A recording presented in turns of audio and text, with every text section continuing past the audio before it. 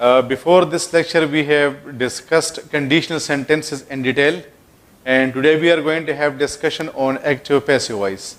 Active-passive voice is a very important aspect from ETA perspective.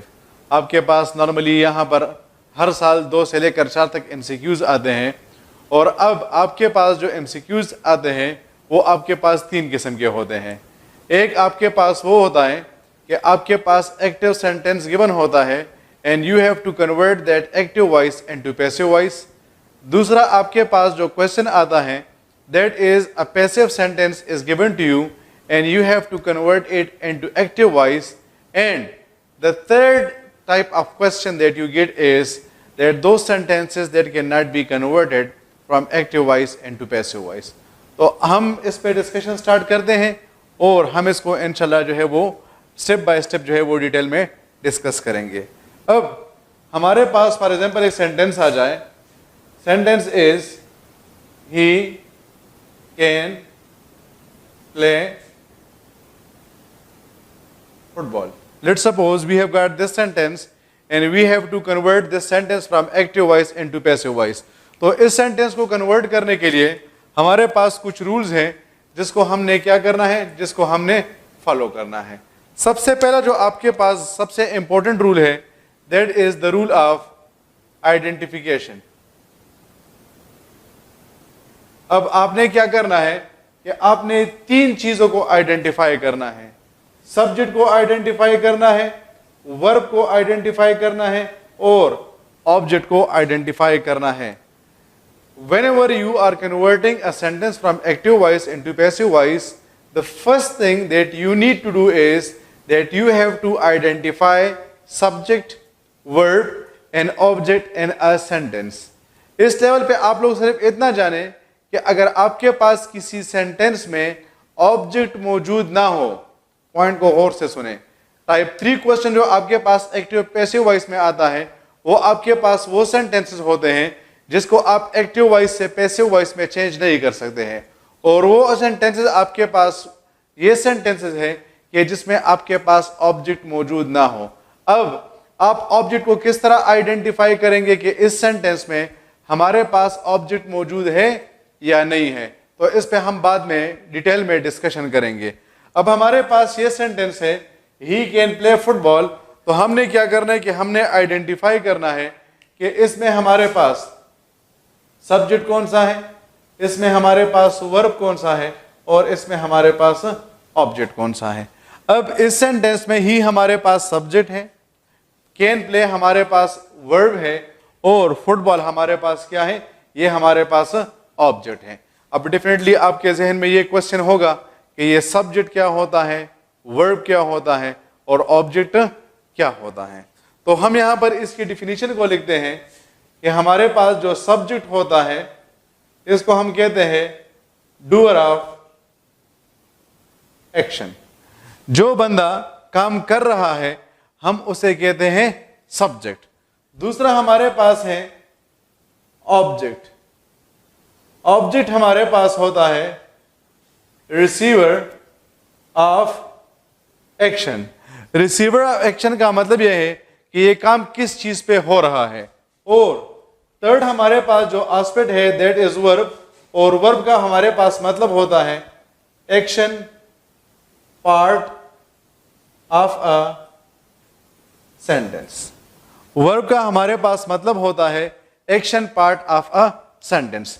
अब let's suppose हमारे पास एक sentence आ जाए कि ज़ुवैद ब्रोक अ चेयर. ज़ुवैद ब्रोक अ चेयर. अब इस सेंटेंस में काम किसने किया है, ज़ुवैद ने किया है. तो ज़ुवैद हमारे पास क्या बन गए हैं, ये हमारे पास जो है वो सब्जेक्ट बन गए हैं. उसने किस चीज को तोड़ा है, यानी ये एक्शन किस चीज पे हुआ है, चेयर पे हुआ है. तो चेयर हमारे पास क्या हो जाएगा, ये हमारे पास ऑब्जेक्ट बन जाएगा. और उसने क्या किया है, what has he done. So we have said that he has broken a chair. तो ये ब्रोकन हमारे पास एक्शन हो जाएगा और इस वजह से हम इसे वर्ब कहेंगे. या मैं दूसरा एग्जांपल आपको देता हूं. मैं कहता हूं कि a student has cleaned the board. A student has cleaned the board. अब काम किसने किया, अ स्टूडेंट ने. तो अ स्टूडेंट हमारे पास क्या बन गए हैं, ये हमारे पास बन गए हैं सब्जेक्ट. उसने किस चीज को साफ किया, उसने बोर्ड को साफ किया. तो ये एक्शन किस चीज पे हुआ? बोर्ड पे हुआ। तो बोर्ड हमारे पास क्या बन गया है? ये हमारे पास बन गया है ऑब्जेक्ट। और उसने क्या किया? So he has done the process of cleaning, उसने क्लीनिंग की है। तो ये जो हमारे पास क्लीनिंग है, क्लीनिंग, इसको हम क्या कहेंगे? इसको हम कहेंगे action. So you see that a subject is the doer of an action. या अगर मैं आपको नेक्स्ट एग्जांपल लूं, फॉर एग्जांपल मैं कहता हूं कि she has bought a book. अब ये काम किसने किया? शी ने किया। तो वो क्या बन गई है? वो हमारे पास बन गई है सब्जेक्ट। उसने क्या किया? काम कौन सा किया? बाइंग किया, खरीदना किया। तो ये हमारे पास बन गया है वर्ब। और उसने किस चीज को खरीदा? एक्शन किस चीज ने रिसीव किया? बुक ने रिसीव किया। तो बुक हमारे पास बन गया है ऑब्जेक्ट। तो ये स्टूडेंट्स याद रखें कि ये आपके लिए सबसे इंपॉर्टेंट रूल है कि आप आइडेंटिफाई करें कि इस सेंटेंस में हमारे पास सब्जेक्ट, वर्ब और ऑब्जेक्ट मौजूद है या नहीं है। जिस सेंटेंस में हमारे पास ऑब्जेक्ट मौजूद नहीं होगा उस सेंटेंस को हम एक्टिव वॉइस से पैसिव वॉइस में चेंज नहीं कर सकते हैं। फिर से मैं आपको बता रहा हूं कि आप ऑब्जेक्ट को किस तरह आइडेंटिफाई करेंगे, एक्सक्यूज मी, तो इस पे हम डिटेल में बात करेंगे। अब ये हमारे पास सेंटेंस था, मैंने इसमें आइडेंटिफाई कर लिया है कि इसमें सब्जेक्ट कौन सा है, इसमें वर्ब कौन सा है और इसमें हमारे पास ऑब्जेक्ट कौन सा है। तो इसका मतलब ये है कि हमारी जो तीनों रिक्वायरमेंट्स है वो हमारे पास पूरी है। तो अब हम क्या करेंगे? अब हम आएंगे स्टेप नंबर 2 पे।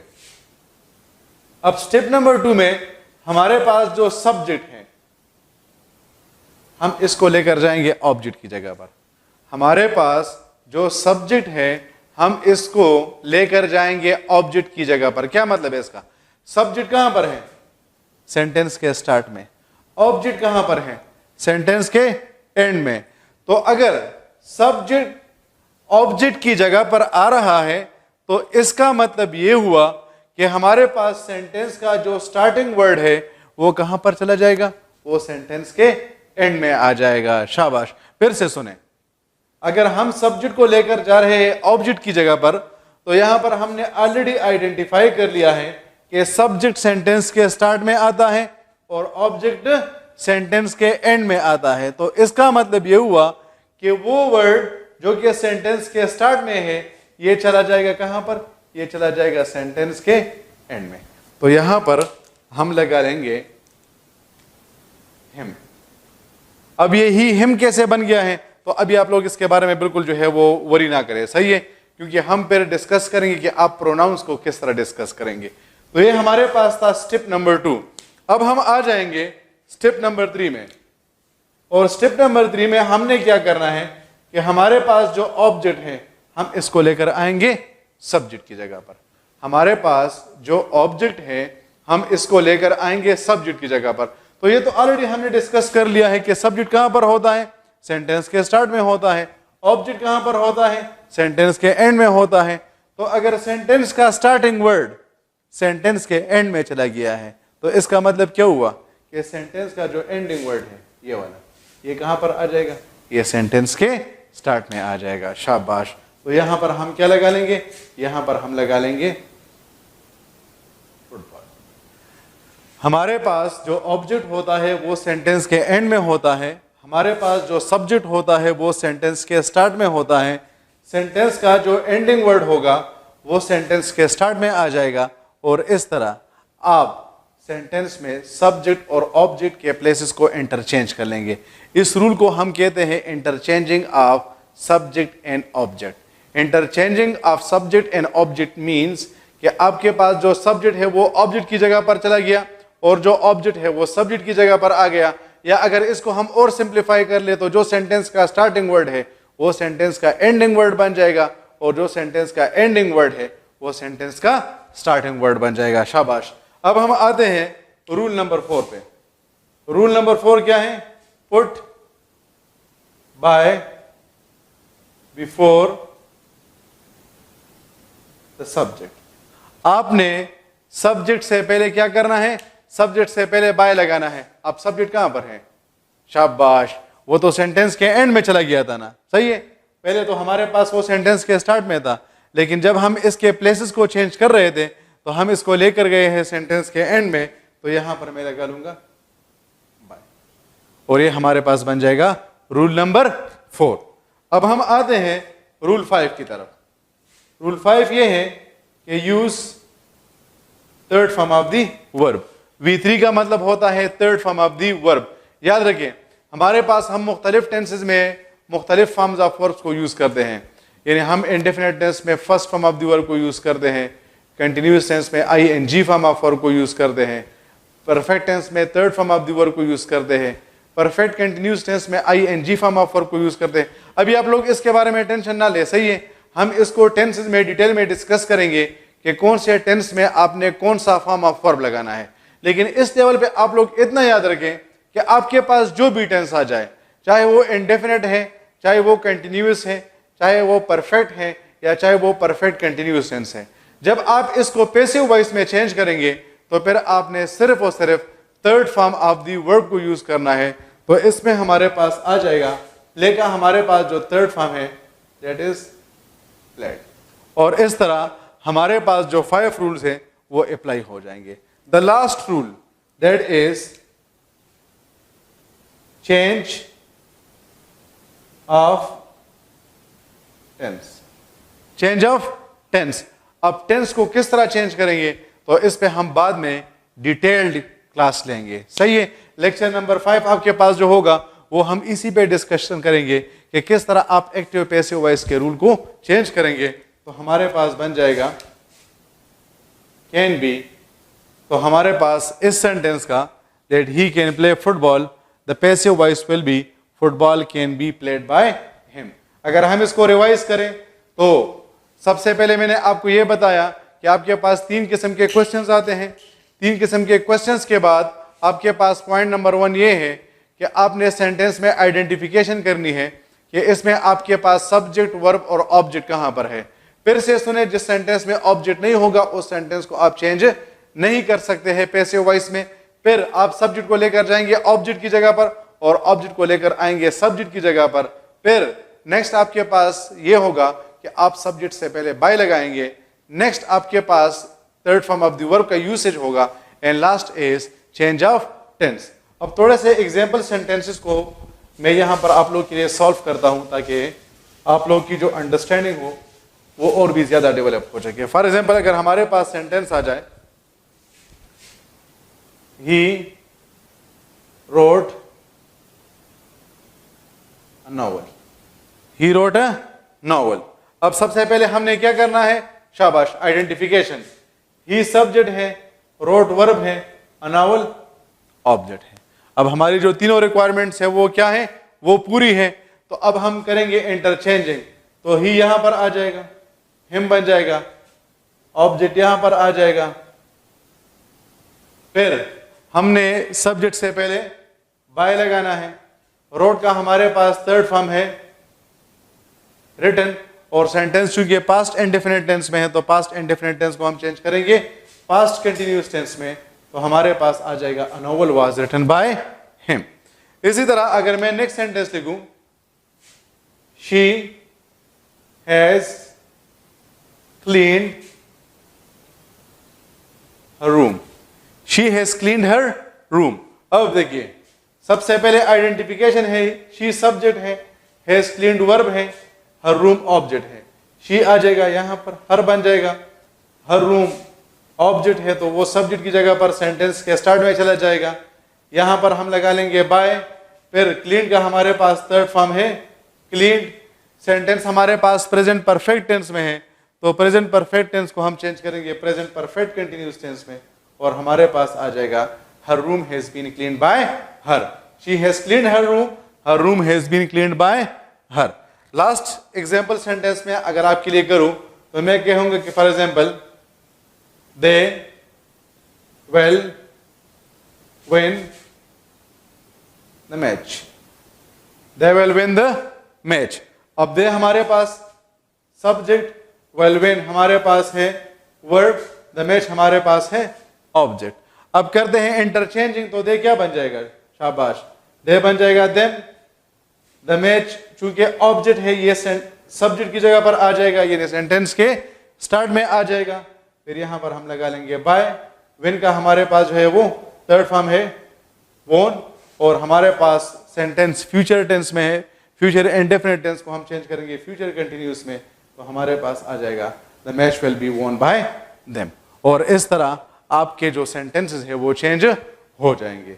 आज के इस लेक्चर में एक और पॉइंट डिस्कस करते हैं, और वो ये कि आप प्रोनाउन को किस तरह चेंज करेंगे।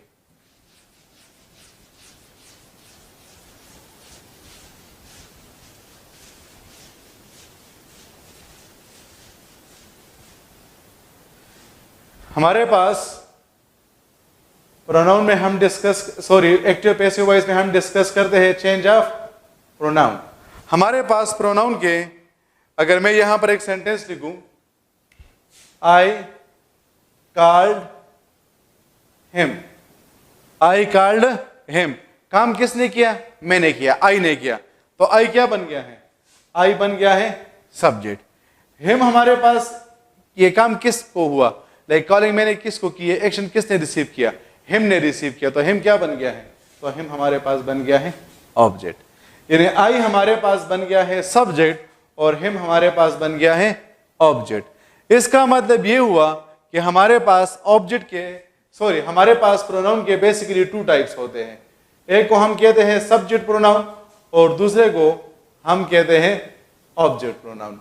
सब्जेक्ट प्रोनाउन का मतलब यह होगा कि वो प्रोनाउन जो सब्जेक्ट की जगह पर आ जाए, और ऑब्जेक्ट प्रोनाउन का मतलब यह होगा कि वो प्रोनाउन जो कि ऑब्जेक्ट की जगह पर आ जाए। तो हमारे पास जो सब्जेक्ट प्रोनाउन है वो 7 है। I, we, you, he, she, it and they.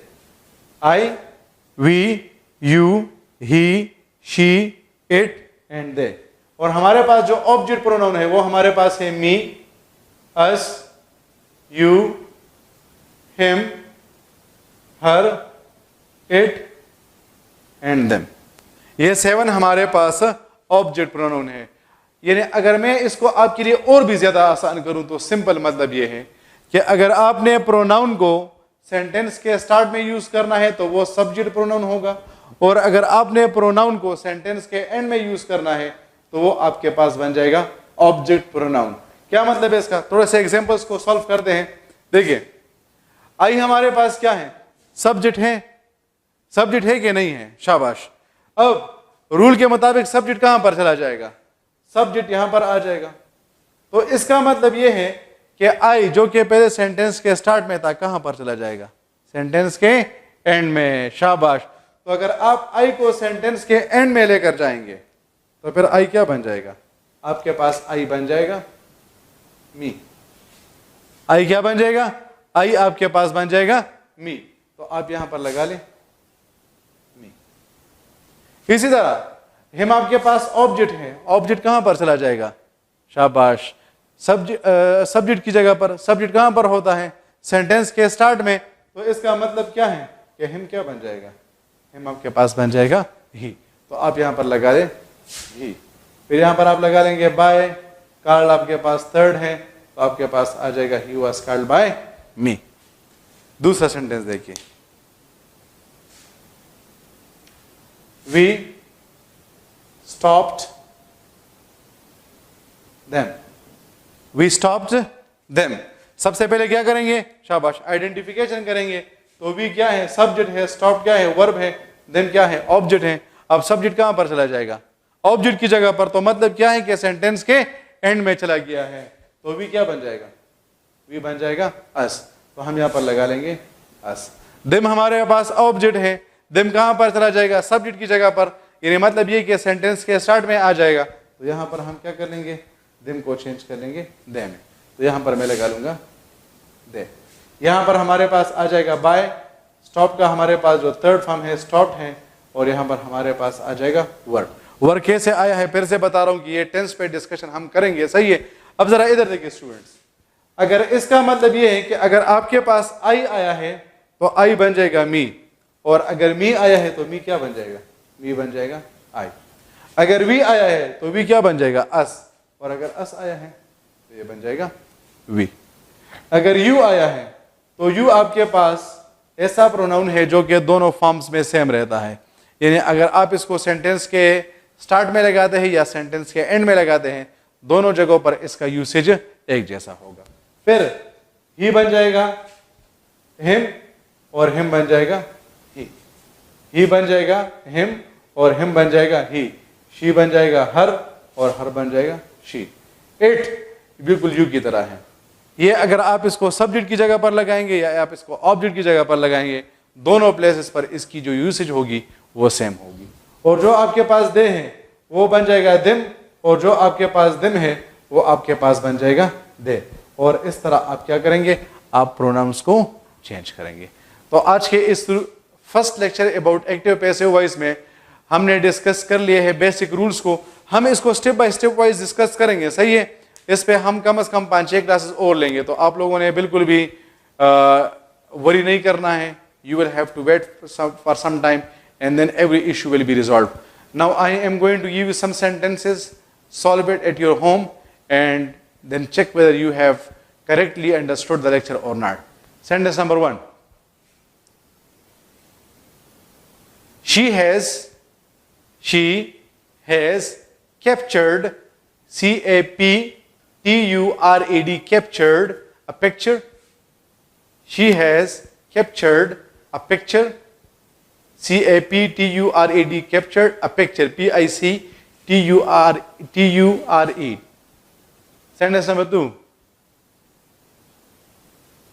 Father, F-A-T-H-E-R, father has beaten him. B-E-A-T-E-N, beaten him. Father has beaten him. Sentence number 3. He has broken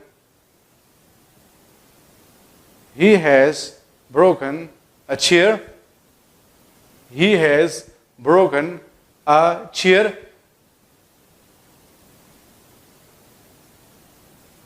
Sentence number 4.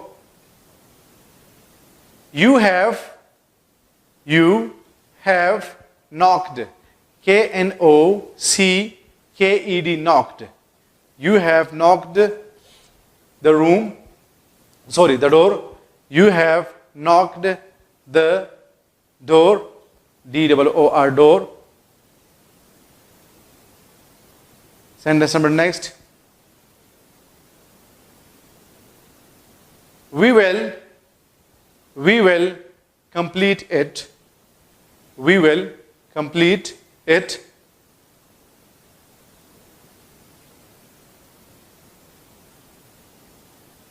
Next sentence. The administration will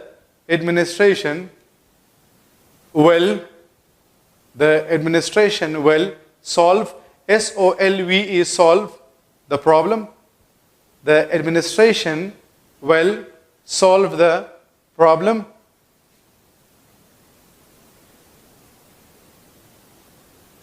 I have H-A-V-E, have received. I have received a gift.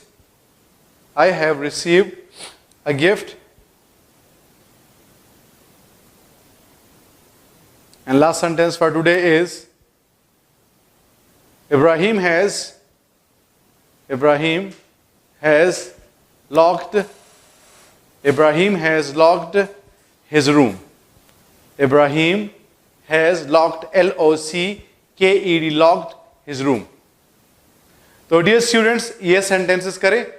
अगर आप लोगों का tense गलत भी हो कोई भी मसला नहीं है, लेकिन आपके जो फर्स्ट 5 रूल्स हैं, identification, interchanging of subject to the place of the object, object to the place of the subject, putting by before the subject, और third form of the verb, इसमें किसी किस्म के चेंजेस, इसमें किसी किस्म के मिस्टेक्स आप लोगों ने बिल्कुल भी नहीं करने। We are going to have discussion on how to change the tense of a sentence.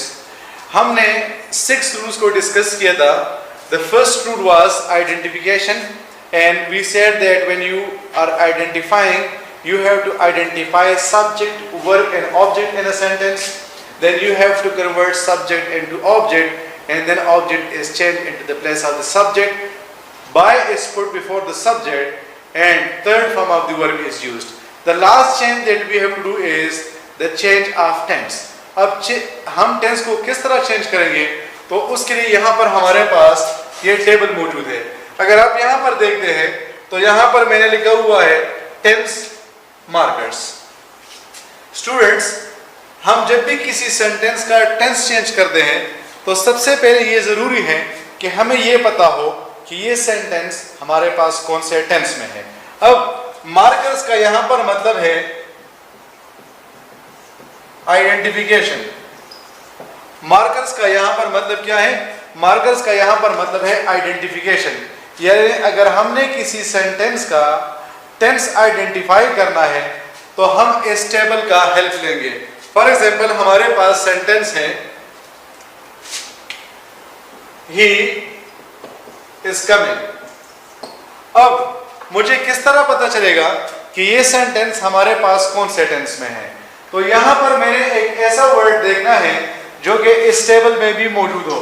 अब आप देखिए यहां पर हमारे पास इज आया हुआ है। इज हमारे पास कहां पर है? प्रेजेंट में है। प्रेजेंट कौन से में है? कंटिन्यूअस में है।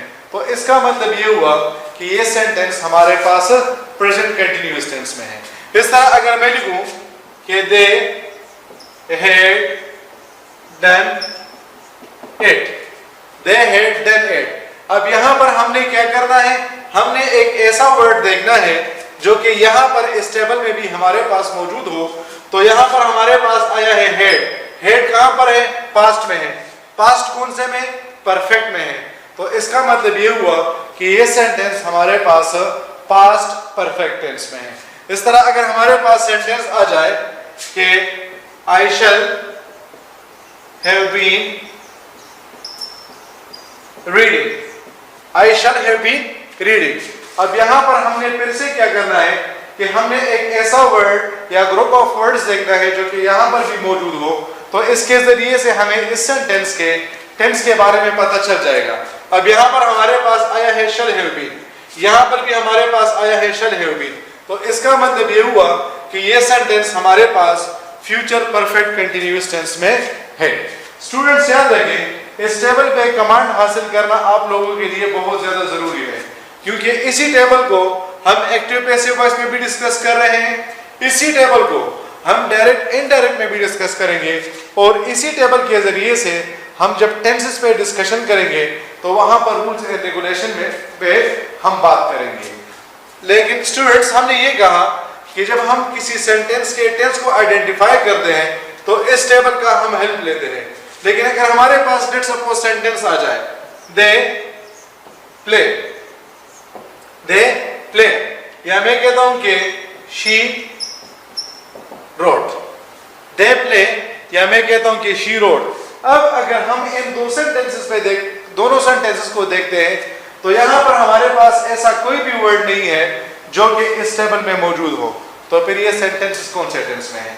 आप लोगों के लिए बहुत ज्यादा इंपॉर्टेंट है। याद रखिए, जब आपके पास first form of the verb आ जाए, वर्ब का फर्स्ट फॉर्म आ जाए जिसको हम रूट फॉर्म या बेस फॉर्म भी कहते हैं, और उसके साथ इन टेंस मार्कर्स में कोई भी वर्ड यूज नहीं हुआ है, तो हम कहते हैं कि ये सेंटेंस हमारे पास प्रेजेंट इंडेफिनिट टेंस में है। When we have got a sentence and there is no tense marker used in that sentence and only first form of the verb has been used, so we say that the sentence is in present indefinite tense. फिर अगर हमारे पास इस sentence को हम देखते हैं she wrote, अब अगर इस सेंटेंस को हम देखते हैं तो यहाँ पर भी हमारे पास टेंस मार्कर मौजूद नहीं है, तो फिर ये सेंटेंस हमारे पास कौन से टेंस में है? So remember students, when you have got second form of the verb and there is no tense marker used with it, then we say that the sentence is in past indefinite tense. तो अगर इसको थोड़ा सा हम revise करें तो simple point ये बन जाएगा कि आपके पास 10 टेंसेस ऐसे हैं जो कि टेंस मार्कर के बगैर अपना सेंटेंस नहीं बना सकते हैं। There are only 2 exception cases in this regard. One is present indefinite tense, another one is past indefinite tense. Present indefinite tense and past indefinite tense, these two tenses can make their sentences without the tense markers. तो फिर आप इसके दरमियान फर्क किस तरह करेंगे? तो जब आपके पास first form of the verb आ जाए और इसके साथ कोई भी टेंस मार्कर मौजूद ना हो, तो हम कहते हैं कि ये सेंटेंस हमारे पास प्रेजेंट इंडेफिनिट टेंस में है। और अगर हमारे पास second form of the verb आ जाए और इसके साथ कोई भी टेंस मार्कर मौजूद ना हो, तो हम कहते हैं कि ये सेंटेंस हमारे पास पास्ट इंडेफिनिट टेंस में है। तो खैर इस अब आपको पता चल गया है कि आप सेंटेंस के टेंस को किस तरह आइडेंटिफाई करेंगे। तो अब हम डिस्कस करते हैं कि आप एक्टिव वॉइस से पैसिव वॉइस में टेंसेस को किस तरह चेंज करेंगे। फॉर एग्जांपल हमारे पास सेंटेंस आ जाए I buy a book. Sentence number 2 is I bought a book, and sentence number 3 is I will buy a book. Now over here we have got 3 sentences. Sentence number 1 is I buy a book, sentence number 2 is I bought a book, and sentence number 3 is I will buy a book. अब अगर इसको हम rules के मुताबिक change करेंगे तो सबसे पहले हमने आइडेंटिफाई करना है। आई हमारे पास सब्जेक्ट है, बाय हमारे पास वर्ब है, a book हमारे पास क्या है, ऑब्जेक्ट है। इनके प्लेसेस को हम जब चेंज करेंगे तो आई हमारे पास बन जाएगा मी, ऑब्जेक्ट यहां पर आ जाएगा अ बुक, यहां पर हम लगा लेंगे बाय, और बाय का हमारे पास जो थर्ड फॉर्म है दैट इज बॉट। यहां तक हमने प्रीवियस लेक्चर में डिस्कस किया था। अब हम बात करते हैं कि हम सेंटेंस के टेंस को किस तरह चेंज करेंगे। तो अगर आप इन तीनों सेंटेंसेस को देखते हैं तो ये तीनों सेंटेंसेस हमारे पास इंडेफिनिट टेंस में है। Sentence number 1 is in present indefinite tense. Sentence number 2 is in past indefinite tense. While sentence number 3 is in future indefinite tense. और वो तो आप ऑलरेडी टेंस मार्कर के जरिए से जो है वो आपको पता चल गया है। अब यहाँ पर हम एक टेक्निक अप्लाई करते हैं। इस टेक्निक को हम कहते हैं arrow down technique. Arrow down technique का मतलब ये है कि अगर आपके पास इंडेफिनिट टेंस आ जाए तो आप उसको चेंज करेंगे कंटिन्यूअस टेंस में। अगर आपके पास इंडेफिनिट टेंस आ जाए तो आप इसको क्या करेंगे, आप इसको चेंज करेंगे कंटिन्यूअस टेंस में। तो अगर आपके पास प्रेजेंट इंडेफिनिट टेंस आ जाए तो प्रेजेंट इंडेफिनिट टेंस को आप चेंज करेंगे प्रेजेंट कंटिन्यूअस टेंस में। अब प्रेजेंट कंटिन्यूअस टेंस में हमारे पास 3 वर्ब्स है, इज है, एम है और आर है। तो इसको हम यूज करते हैं सिंगुलर के साथ, एम को हम यूज करते हैं आई के साथ और आर को हम यूज करते हैं प्लूरल के साथ। इसको हम यूज करते हैं सिंगुलर के साथ, एम को हम यूज करते हैं आई के साथ और आर को हम यूज करते हैं प्लूरल के साथ। अब आप खुद सोचें कि अ बुक हमारे पास सिंगुलर है या प्लूरल है। तो डिफरेंटली ये हमारे पास सिंगुलर है, इस वजह से हम यहाँ पर लगा लेंगे इज और हमारा जो सेंटेंस है वो चेंज हो जाएगा। तो आप देख सकते हैं कि प्रेजेंट इंडेफिनिट टेंस को हमने चेंज कर लिया है प्रेजेंट कंटिन्यूअस टेंस में। अब हम आते हैं दूसरे सेंटेंस की तरफ। दूसरा सेंटेंस हमारे पास पास्ट इंडेफिनिट टेंस में है। हमें किस तरह पता चल रहा है, यहाँ पर इस सेंटेंस में टेंस मार्कर भी मौजूद नहीं है और हमारे पास second form of the verb भी आया है। तो इस वजह से हम कहते हैं कि ये सेंटेंस हमारे पास पास्ट इंडेफिनिट टेंस में है। अब जब हम इस सेंटेंस को चेंज करेंगे तो वही वाला रूल है कि आई हमारे पास आ जाएगा मी बन जाएगा, अ बुक हमारे पास यहाँ पर आ जाएगा, यहाँ पर हम लगा लेंगे बाय और बॉट का जो हमारे पास थर्ड फॉर्म है दैट इज बॉट। तो अब हम डिस्कस करते हैं कि हम इसके टेंस को किस तरह चेंज करेंगे। तो हमारे पास जो पास्ट इंडेफिनिट टेंस होगा हम इसको चेंज कर लेंगे पास्ट कंटिन्यूअस टेंस में। जो पास्ट इंडेफिनिट टेंस होगा हम इसको चेंज करेंगे पास्ट कंटिन्यूअस टेंस में। शाबाश। तो पास्ट कंटिन्यूअस टेंस में हमारे पास 2 वर्ब्स हैं, एक हमारे पास है वाज, दूसरा हमारे पास है वर। तो वाज हमारे पास सिंगुलर है और वर हमारे पास प्लूरल है। हम यहाँ पर जो है वो अ बुक को देखते हैं, यहाँ पर हमारे पास जो है वो अ बुक सिंगुलर है, इस वजह से यहाँ पर मैं लगा लूंगा वाज और हमारा जो सेंटेंस है वो कन्वर्ट हो जाएगा। फिर हम तीसरे सेंटेंस को देखते हैं तो इसके लिए भी हमारे पास वही रूल है।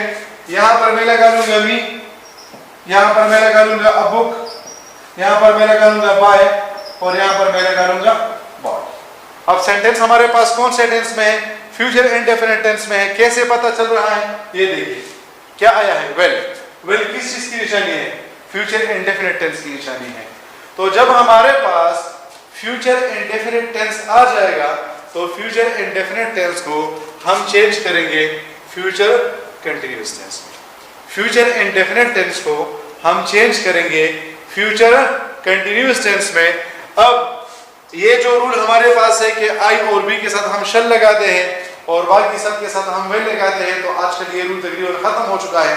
तो आप सब के साथ वेल लगा सकते हैं। तो इस वजह से आ जाएगा a book will be bought by me, और आपका जो सेंटेंस है वो चेंज हो जाएगा। तो अभी तक हमने सिर्फ और सिर्फ इंडेफिनिट टेंस को डिस्कस कर लिया है। मैं आपको कुछ सेंटेंसेस बता रहा हूं, आप इसको अपने साथ जो है वो जॉट डाउन करें और फिर आप इसके जो है वो प्रैक्टिस करें। Sentence number 1, I inform, INFORM, inform the teacher, I inform the teacher. Sentence number 2, they asked, ASKED, asked some good questions, they asked some good questions। Sentence number 3, he will play football, he will play football। Sentence number 4, they will arrange a party, they will arrange a party।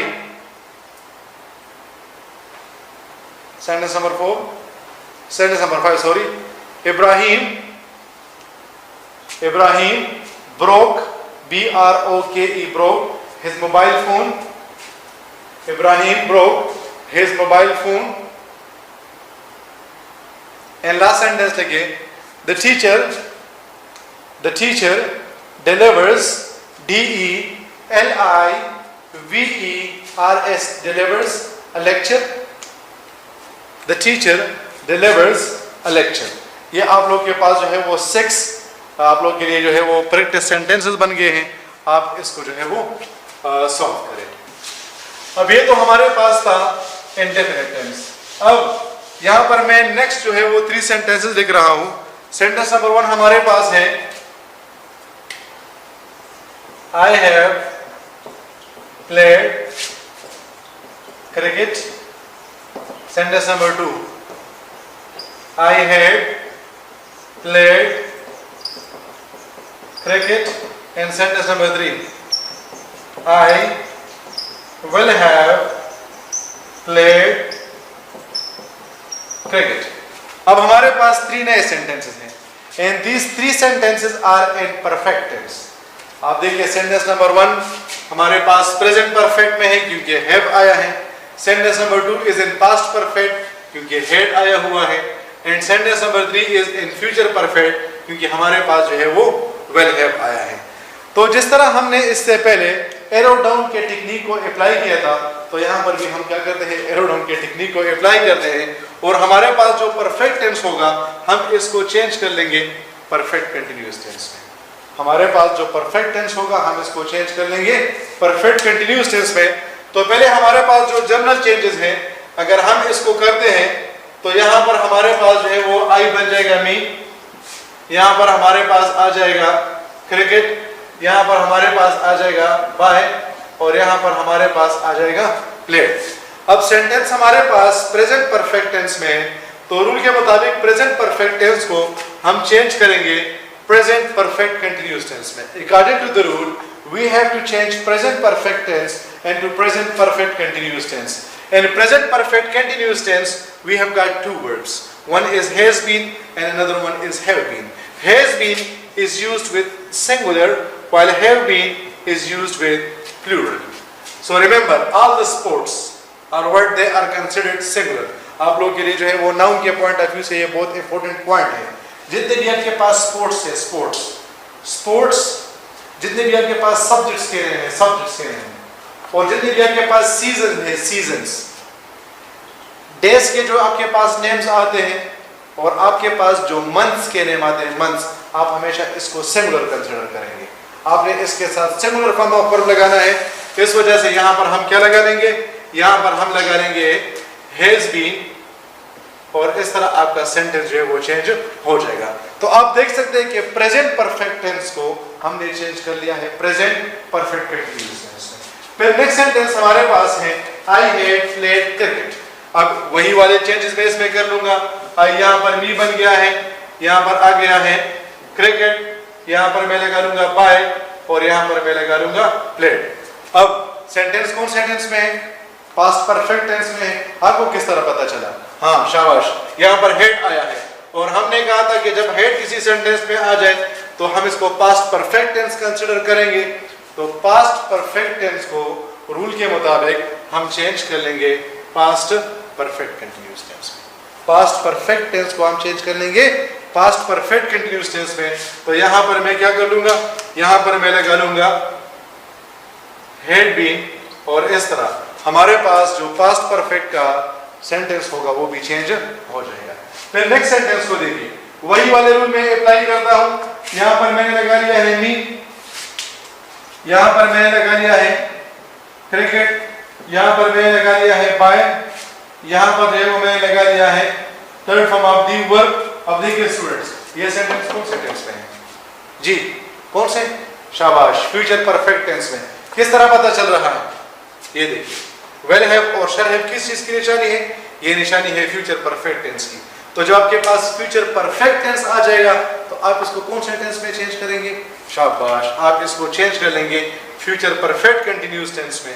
तो future perfect tense में हम क्या करेंगे, हमारे पास यहाँ पर आ जाएगा वेल हैव बीन, क्योंकि हम सिर्फ और सिर्फ आई और बी के साथ क्या करते हैं, इसके साथ शल लगाते हैं, बाकी सब के साथ जो है वो हम क्या करते हैं, वेल हैव बीन लगाएंगे।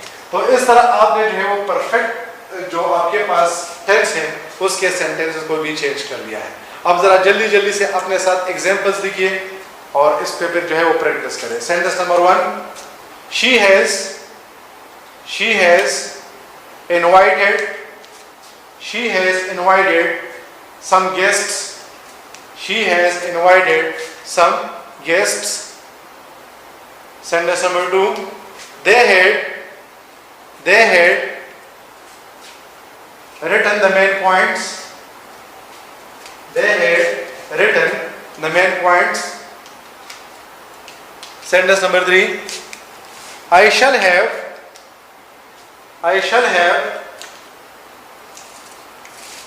informed them. I shall have informed them. I shall have informed them.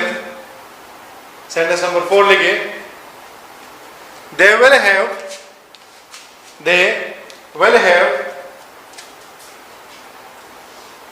read this novel. They will have read, R-E-A-D, read this novel. Sentence number 5, we had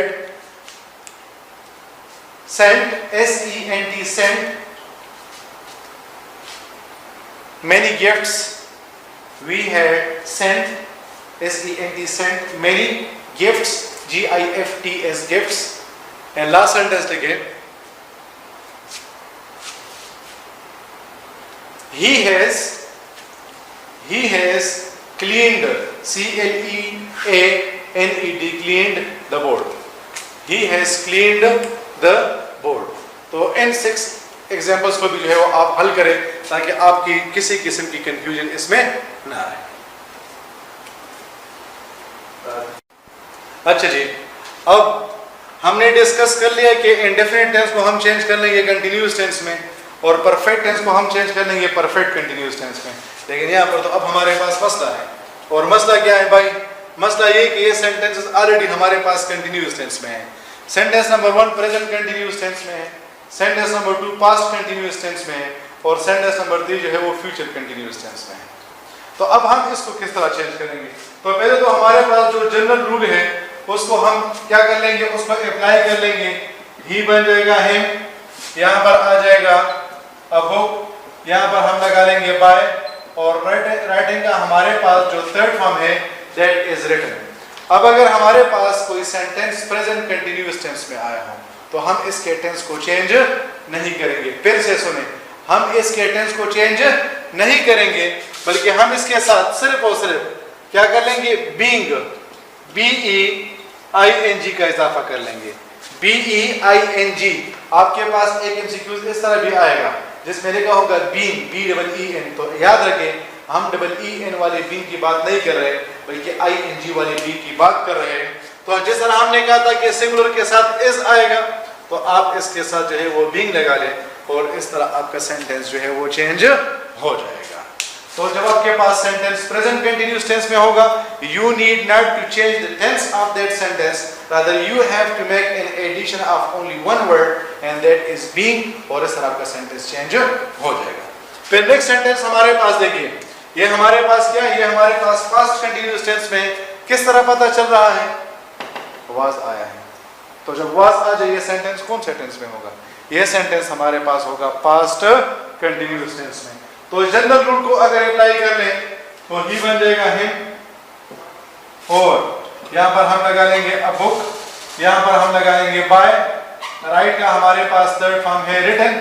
अब जिस तरह हमने कहा कि प्रेजेंट कंटिन्यूअस टेंस को हम change नहीं करते, तो प्रेजेंट कंटिन्यूअस टेंस तो पास्ट कंटिन्यूअस टेंस का क्या है, पड़ोसी है, तो एक पड़ोसी का दूसरे पड़ोसी पे असर होता है कि नहीं होता, शाबाश होता है। तो इस वजह से हम यहाँ पर भी क्या कर लेंगे, यहाँ पर भी सिर्फ और सिर्फ बीइंग का इजाफा करेंगे और इसके टेंस को चेंज नहीं करेंगे। तो यहाँ पर हमारे पास आ जाएगा a book was being written by him. अब स्टूडेंट्स आप लोग के लिए खुशखबरी है, खुशखबरी, और मेरे जितने भी पुराने स्टूडेंट्स हैं वो सब जानते हैं कि ये खुशखबरी क्या है। देखिए, मैं हमेशा अपने स्टूडेंट्स की बहुत ज़्यादा कदर करता हूँ, क्योंकि ये लोग बहुत ज़्यादा मेहनत करते हैं, खासकर ईटा के जो स्टूडेंट्स होते हैं आप जैसे माशाल्लाह, ये तो बहुत ज़्यादा मेहनत करते हैं। तो फिर आपको थोड़ा सा रिलैक्सेशन भी मिलना चाहिए, थोड़ी सी आप लोगों को कंसेशन भी मिलनी चाहिए ना। तो अगर आप लोगों ने 8 टेंसेस को याद किया है, 8 टेंसेस को, तो फिर आप लोग के लिए एक बहुत बड़ी खुशखबरी है। और आपको पता है इस खुशखबरी के लिए मैंने बहुत ज़्यादा जो है वो मेहनत की है। ये अंग्रेज़ नहीं, अंग्रेज़ ये बड़े बेगैरत लोग हैं, ये बिल्कुल भी लोग के साथ गुजारा वगैरह नहीं करते। लेकिन आपको तो पता है हम भी पठान है भाई, और पठान जब एक बात के पीछे लग जाते हैं तो वो उस बात को जो है वो पूरा करते हैं। तो मैंने वो जो हमारे पास ये डेविड क्रिस्टल वगैरह है और माइकल स्वान वगैरह है, मैंने उनसे कहा कि हमारे स्टूडेंट्स के साथ कुछ कंसेशन करिए, ऑलरेडी ईटा के लिए तैयारी कर रहे, वो नहीं मान रहे थे। लेकिन मैं उसके जो है मैंने उसको खूब तंग किया, कभी उनको मैसेजेस, कभी उनको कॉल्स, कभी उनको ईमेल्स, कभी उनको जो है वो वॉइस मैसेजेस, और आखिरकार वो इतने तंग हो गए कि उन्होंने मुझसे कहा कि अपने स्टूडेंट्स से ये कह दें कि आपके पास ये जो 4 टेंसेस है, फ्यूचर कंटिन्यूअस टेंस और बाकी जो तीनों टेंसेस हैं, present perfect continuous tense, past perfect continuous tense और फ्यूचर परफेक्ट कंटिन्यूअस टेंस, तो ये चारों टेंसेस आपके पास एक्टिव वॉइस से पैसिव वॉइस में चेंज नहीं होते हैं। तो जब ये सेंटेंस आ जाएगा तो आप यहाँ पर इसके साथ लिख देंगे नॉट चेंजेबल। तो हम पठानों का एक उसूल है कि हम जब एक दफ़ा किसी चीज़ को सीख लेते हैं फिर उसको सब चीज़ों पे अप्लाई करते हैं। तो ज़रूरी है कि आपके पास हर एक सेंटेंस कन्वर्ट होता है, rather there are certain sentences that cannot be converted from active voice into passive voice. Hopefully you have understood tenses and you have now learned the techniques of how you should be converting a sentence from active voice into passive voice. Tenses में हमारे पास थोड़ी जो discussion रहती है that is on modal verbs. अब modal verbs हमारे पास क्या है और ये किस तरह हम कहाँ पर इसको यूज़ करते हैं, तो इस पे हम डिटेल में डिस्कशन करेंगे।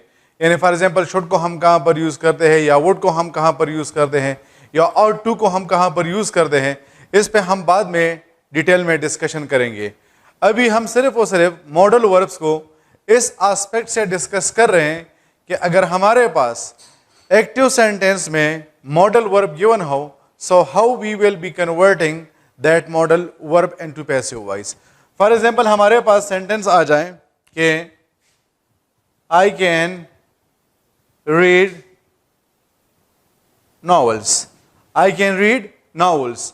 अब अगर आप इस सेंटेंस को देखते हैं तो यहां पर इस सेंटेंस में हमारे पास कैन आया है, तो कैन हमारे पास क्या है, ये हमारे पास एक मॉडल वर्ब है। अब मॉडल वर्ब आप लोगों के लिए बहुत ज्यादा आसान है। आसान इस तरह से है कि अगर कैन आ जाए तो आप कैन को चेंज कर लेंगे कैन बी में, बी ई आप इसके साथ लगाएंगे।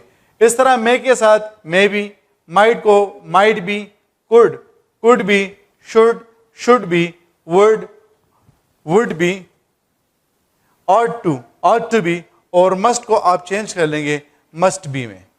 इसी तरह अगर आपके पास कुड हैव आया हो तो आप कुड हैव को चेंज कर लेंगे कुड हैव बीन में, माइट हैव को आप चेंज कर लेंगे माइट हैव बीन में, वुड हैव को आप चेंज कर लेंगे वुड हैव बीन में, मस्ट हैव को आप चेंज कर लेंगे मस्ट हैव बीन में, और ought to को आप चेंज कर लेंगे ought to, ये ought to have, तो आपके पास आ जाएगा ought to have been।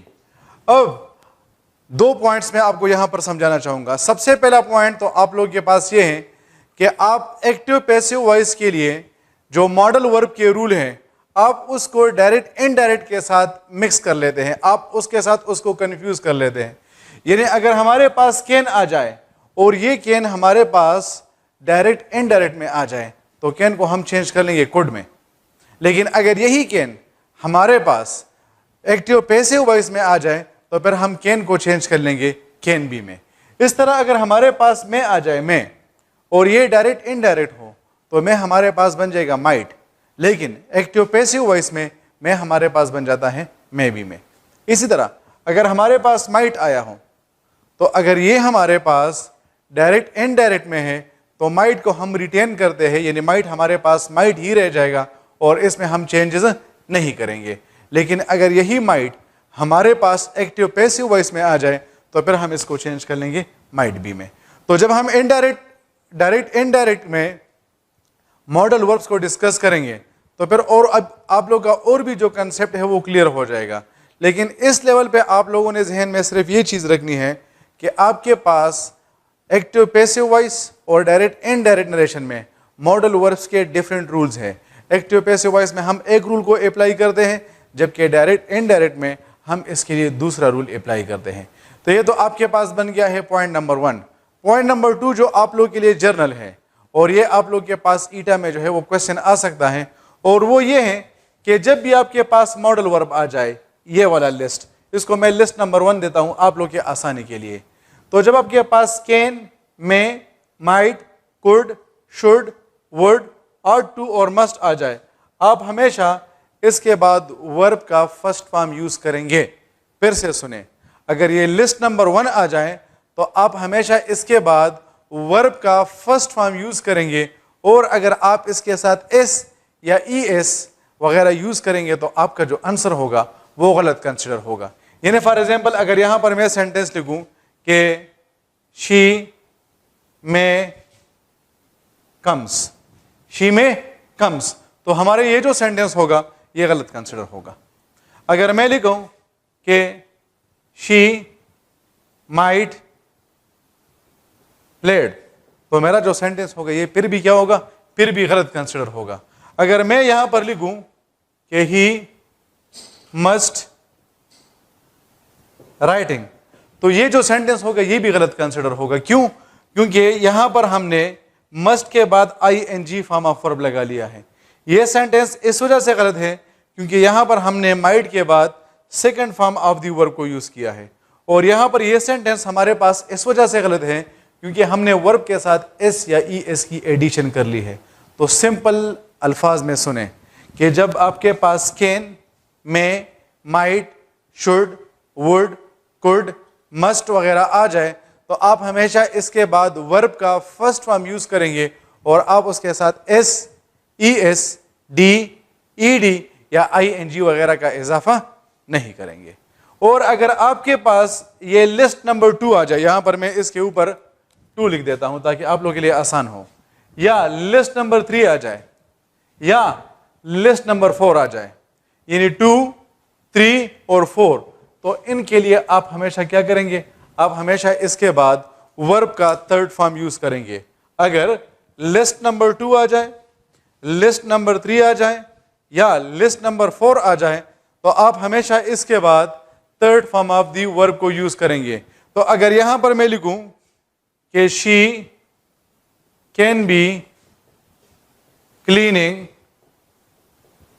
Her room, तो मेरा ये जो सेंटेंस होगा वो क्या होगा, ये गलत कंसिडर होगा।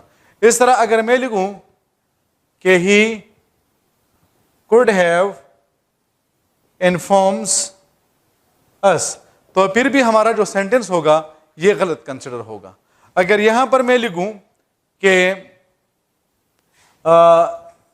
They could have wrote it, तो ये भी हमारे पास क्या होगा, ये भी हमारे पास गलत होगा। अब ये जो कैन भी मैंने लिया है ये मैंने लिस्ट नंबर 2 से लिया है, और हमने ये डिस्कस किया है कि जब भी हमारे पास लिस्ट नंबर 2 आएगा हम इसके बाद third form of the verb लगाएंगे। यहां पर हमने ing फॉर्म ऑफ वर्ब लगाया है, इस वजह से ये सेंटेंस हमारे पास गलत कंसिडर होगा। फिर नेक्स्ट जो वर्ड मैंने लिया है ये मैंने लिस्ट नंबर 3 से लिया है। यहां पर हमने first form of the verb लगाया है और हमने इसके साथ एस लगाया है। तो हमने तो ऑलरेडी इस पॉइंट को डिस्कस कर लिया है कि जब हमारे पास second form of the verb आ जाए, सॉरी हमारे पास अगर ये थर्ड लिस्ट आ जाए तो हम इसके साथ third form of the verb लगाएंगे और हम इसके साथ एस ई एस या आई एन जी वगैरह का एडिशन नहीं करेंगे। फिर नेक्स्ट जो मैंने लिया है कुड हैव, ये मैंने जो है वो फिर से लिस्ट नंबर 2 से लिया है। यहाँ पर हमने जो है वो second form of the verb लगाया है और हमने ये पॉइंट डिस्कस किया है कि हम इसके बाद सिर्फ और सिर्फ third form of the verb को यूज़ करेंगे और हम इसके बाद फर्स्ट फॉर्म या second form of the verb को यूज़ नहीं करेंगे। तो फिर से आप लोग अपने आसानी के लिए सुने कि लिस्ट नंबर 1 के बाद हमेशा first form of the verb आएगा, जबकि लिस्ट नंबर 2, लिस्ट नंबर 3 और लिस्ट नंबर 4 के बाद आपके पास third form of the verb आएगा। आप इसके साथ फर्स्ट फॉर्म नहीं लगा सकते, आप इसके साथ सेकंड फॉर्म नहीं लगा सकते, आप इसके साथ आईएनजी फॉर्म ऑफ वर्ब को भी यूज नहीं कर सकते हैं। तो अब हमारे पास सेंटेंस है, ऑलरेडी आप लोग के जहन में आइडिया बैठ गया है, तो मैं थोड़ा सा आप लोग के लिए एक्सप्लेन कर लेता हूं कि आई कैन रीड नॉवेल्स।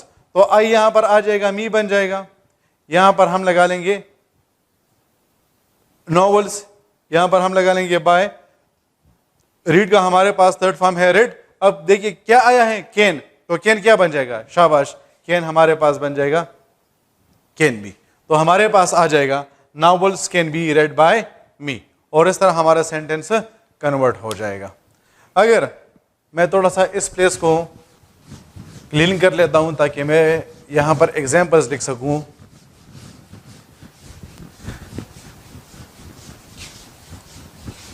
अगर हमारे पास सेंटेंस आ जाए,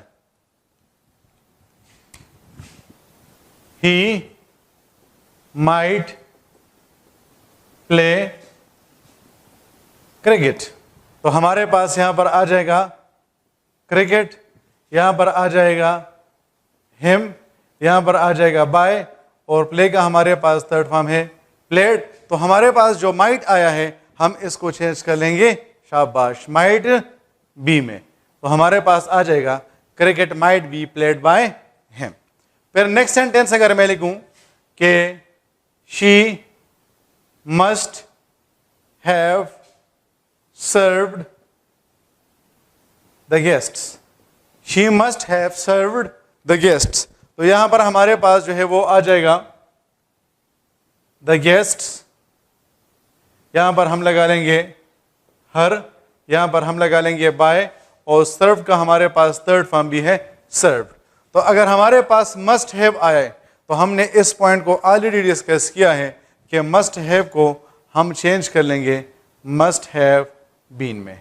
अच्छा डियर स्टूडेंट्स, ये भी याद रखें कि फॉर एग्जांपल ये आपके पास ऑप्शन ए है, तो ऑप्शन बी आपके पास क्या होगा, यहां पर इन लोगों ने लगाया होगा बीइंग, तो आप लोग फिर उस वक्त कंफ्यूज हो जाते हैं। तो याद रखें हम BEING वाला बीइंग की बात नहीं कर रहे हैं, बल्कि हम BEEN वाले बीन की बात कर रहे हैं। लास्ट एग्जांपल मैं आप लोगों के लिए यहां पर लिख देता हूं कि फॉर एग्जांपल हमारे पास सेंटेंस आ जाए, दे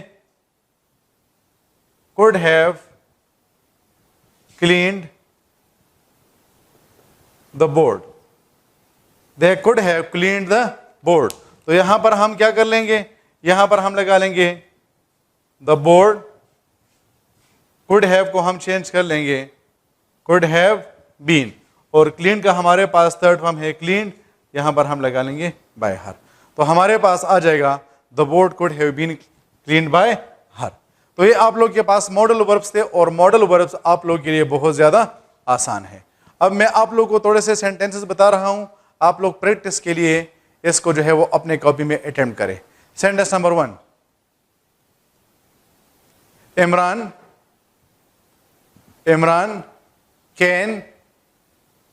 Imran can edit, EDIT edit videos, Imran can edit videos। Sentence number 2, Samad should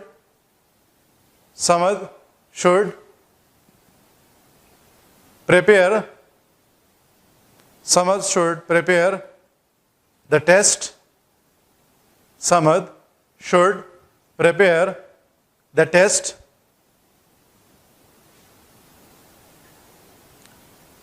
Sentence number 3. Zoed should have brought, B-R-O-U-G-H-T, brought some tea. Zoed should have brought some tea.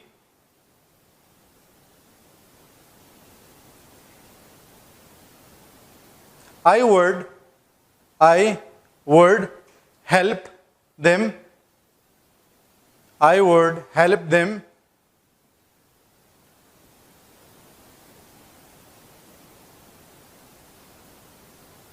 They ought to, O-U-G-H-T, ought to have respected their parents. They ought to have respected their parents. तो आप लोग इन examples को घर में करें ताकि आप लोग को पता चल जाए कि आपकी अंडरस्टैंडिंग लेवल कहाँ तक पहुँच चुकी है। अब नेक्स्ट स्टेप पे आते हैं। यहाँ पर मैं 5 सेंटेंसेस लिख रहा हूँ और आपने इन 5 सेंटेंसेस को एक्टिव वॉइस से पैसिव वॉइस में चेंज करना है। He is in the class. She came late. He runs fast. Next is he is fast.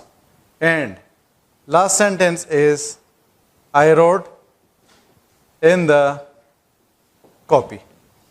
We have got 5 sentences over here. Sentence number 1 is he is in the class. Sentence number 2, she came late. Sentence number 3, he runs fast. Sentence number 4, he is fast. And sentence number 5 is I wrote in the copy. अब आपने इन 5 sentences को active voice से passive voice में change करना है। तो क्या आप इन sentences को कर सकते हैं? जी, शाबाश। ये सेंटेंसेस एक्टिव वॉइस से पैसिव वॉइस में कन्वर्ट नहीं हो सकते हैं। रीजन क्या है? रीजन ये है कि इन सेंटेंसेस में हमारे पास ऑब्जेक्ट मौजूद नहीं है। इन सेंटेंसेस में हमारे पास ऑब्जेक्ट मौजूद नहीं है। तो अब क्वेश्चन ये बनता है कि इन द क्लास हमारे पास ऑब्जेक्ट क्यों नहीं है, या लेट हमारे पास, या फास्ट हमारे पास, या इन द कॉपी हमारे पास ऑब्जेक्ट क्यों नहीं है। तो ऑब्जेक्ट को आइडेंटिफाई करना ये बहुत ज़्यादा ज़रूरी है, क्योंकि मैंने आप लोगों को पहले ही बताया था कि आपके पास कुछ ऐसे सेंटेंसेस आते हैं जिनको आप एक्टिव वॉइस से पैसिव वॉइस में कन्वर्ट नहीं कर सकते हैं, और उनमें आपके पास वो सेंटेंसेस आते हैं जिनमें आपके पास ऑब्जेक्ट मौजूद ना हो। तो ऑब्जेक्ट को आइडेंटिफाई करने के लिए हम एक फॉर्मूला अप्लाई करते हैं जिसको हम कहते हैं पटाप। क्या कहते हैं इसको? इसको हम कहते हैं पटाप। यानी पटाप में पी का मतलब होता है प्लेस एक्सप्रेशन, ए का मतलब होता है एडजेक्टिव, टी का मतलब होता है टाइम एक्सप्रेशन, ए का मतलब होता है एडवर्ब, और पी का मतलब होता है प्रीपोजिशन। अब स्टूडेंट जरा गौर से सुने, मैं ये आपसे कह रहा हूं कि जब भी आपके पास प्लेस एक्सप्रेशन आ जाए, एडजेक्टिव आ जाए, टाइम एक्सप्रेशन आ जाए, एडवर्ब आ जाए और प्रीपोजिशन आ जाए, तो फिर उस सेंटेंस को हम एक्टिव वॉइस से पैसिव वॉइस में चेंज नहीं कर सकते हैं। अब अगर आप यहां पर देखते हैं तो इन द क्लास हमारे पास क्या है? ये हमारे पास एक प्लेस एक्सप्रेशन है, और याद रखिए जब भी आपके पास वर्ब के डायरेक्टली बाद प्लेस एक्सप्रेशन आ जाए, आप उस सेंटेंस को एक्टिव वॉइस से पैसिव वॉइस में चेंज नहीं कर सकते हैं। फिर लेट हमारे पास क्या है? शाबाश, लेट हमारे पास है टाइम एक्सप्रेशन, और टाइम एक्सप्रेशन हमारे पास ऑब्जेक्ट नहीं होता। फिर यहां पर ये जो फास्ट हमारे पास है, ये हमारे पास क्या है? ये हमारे पास एडवर्ब है, जबकि ये जो हमारे पास फास्ट है ये हमारे पास एडजेक्टिव है। अब डेफिनेटली आपके ज़हन में ये क्वेश्चन आएगा कि सर हमारे पास एक ही वर्ड फास्ट है, आप एक सेंटेंस में कह रहे कि ये हमारे पास एडजेक्टिव है, जबकि दूसरे सेंटेंस में ये हमारे पास एडवर्ब कैसे बन गया है। तो हम इसको डिटेल में डिस्कस करेंगे कि किस तरह आप एडवर्ब और एडजेक्टिव के दरमियान डिफरेंशिएशन कर सकते हैं। इस लेवल पे आप लोग सिर्फ इतना सुने कि जब एक्शन वर्ब का मतलब होता है कि जिसमें कोई काम हो रहा होता है, तो अगर एक्शन वर्ब के बाद कोई वर्ड आ जाए तो वो हमारे पास एडवर्ब होगा। और अगर टेंस मार्कर, अब टेंस मार्कर के बारे में तो आप लोग ऑलरेडी जानते हैं, अगर टेंस मार्कर के बाद कोई वर्ड आ जाए तो वो हमारे पास एडजेक्टिव होगा। तो इस वजह से हम इस सेंटेंस को चेंज नहीं कर सकते हैं। इन द कॉपी हमारे पास क्या, ये हमारे पास जो है वो प्रीपोजिशन है, इस वजह से भी इस सेंटेंस को हम एक्टिव वॉइस से पैसिव वॉइस में चेंज नहीं कर सकते हैं। तो ये पटाप फार्मूला आप लोग के लिए बहुत ज़्यादा ज़रूरी है। ज़रूरी नहीं कि आप हर एक सेंटेंस को एक्टिव वॉइस से पैसिव वॉइस में चेंज कर सके। अगर किसी भी सेंटेंस में आपके पास ऑब्जेक्ट मौजूद ना हो तो इसका मतलब ये है कि आप उस सेंटेंस को पैसिव वॉइस में चेंज नहीं कर सकते हैं। अब यहाँ पर मैं एक बहुत ही ज़्यादा इंपॉर्टेंट एमसीक्यूज़ की तरफ आपकी अटेंशन चाहूँगा, क्योंकि ये जो एमसीक्यूज़ है ये बार बार आता है।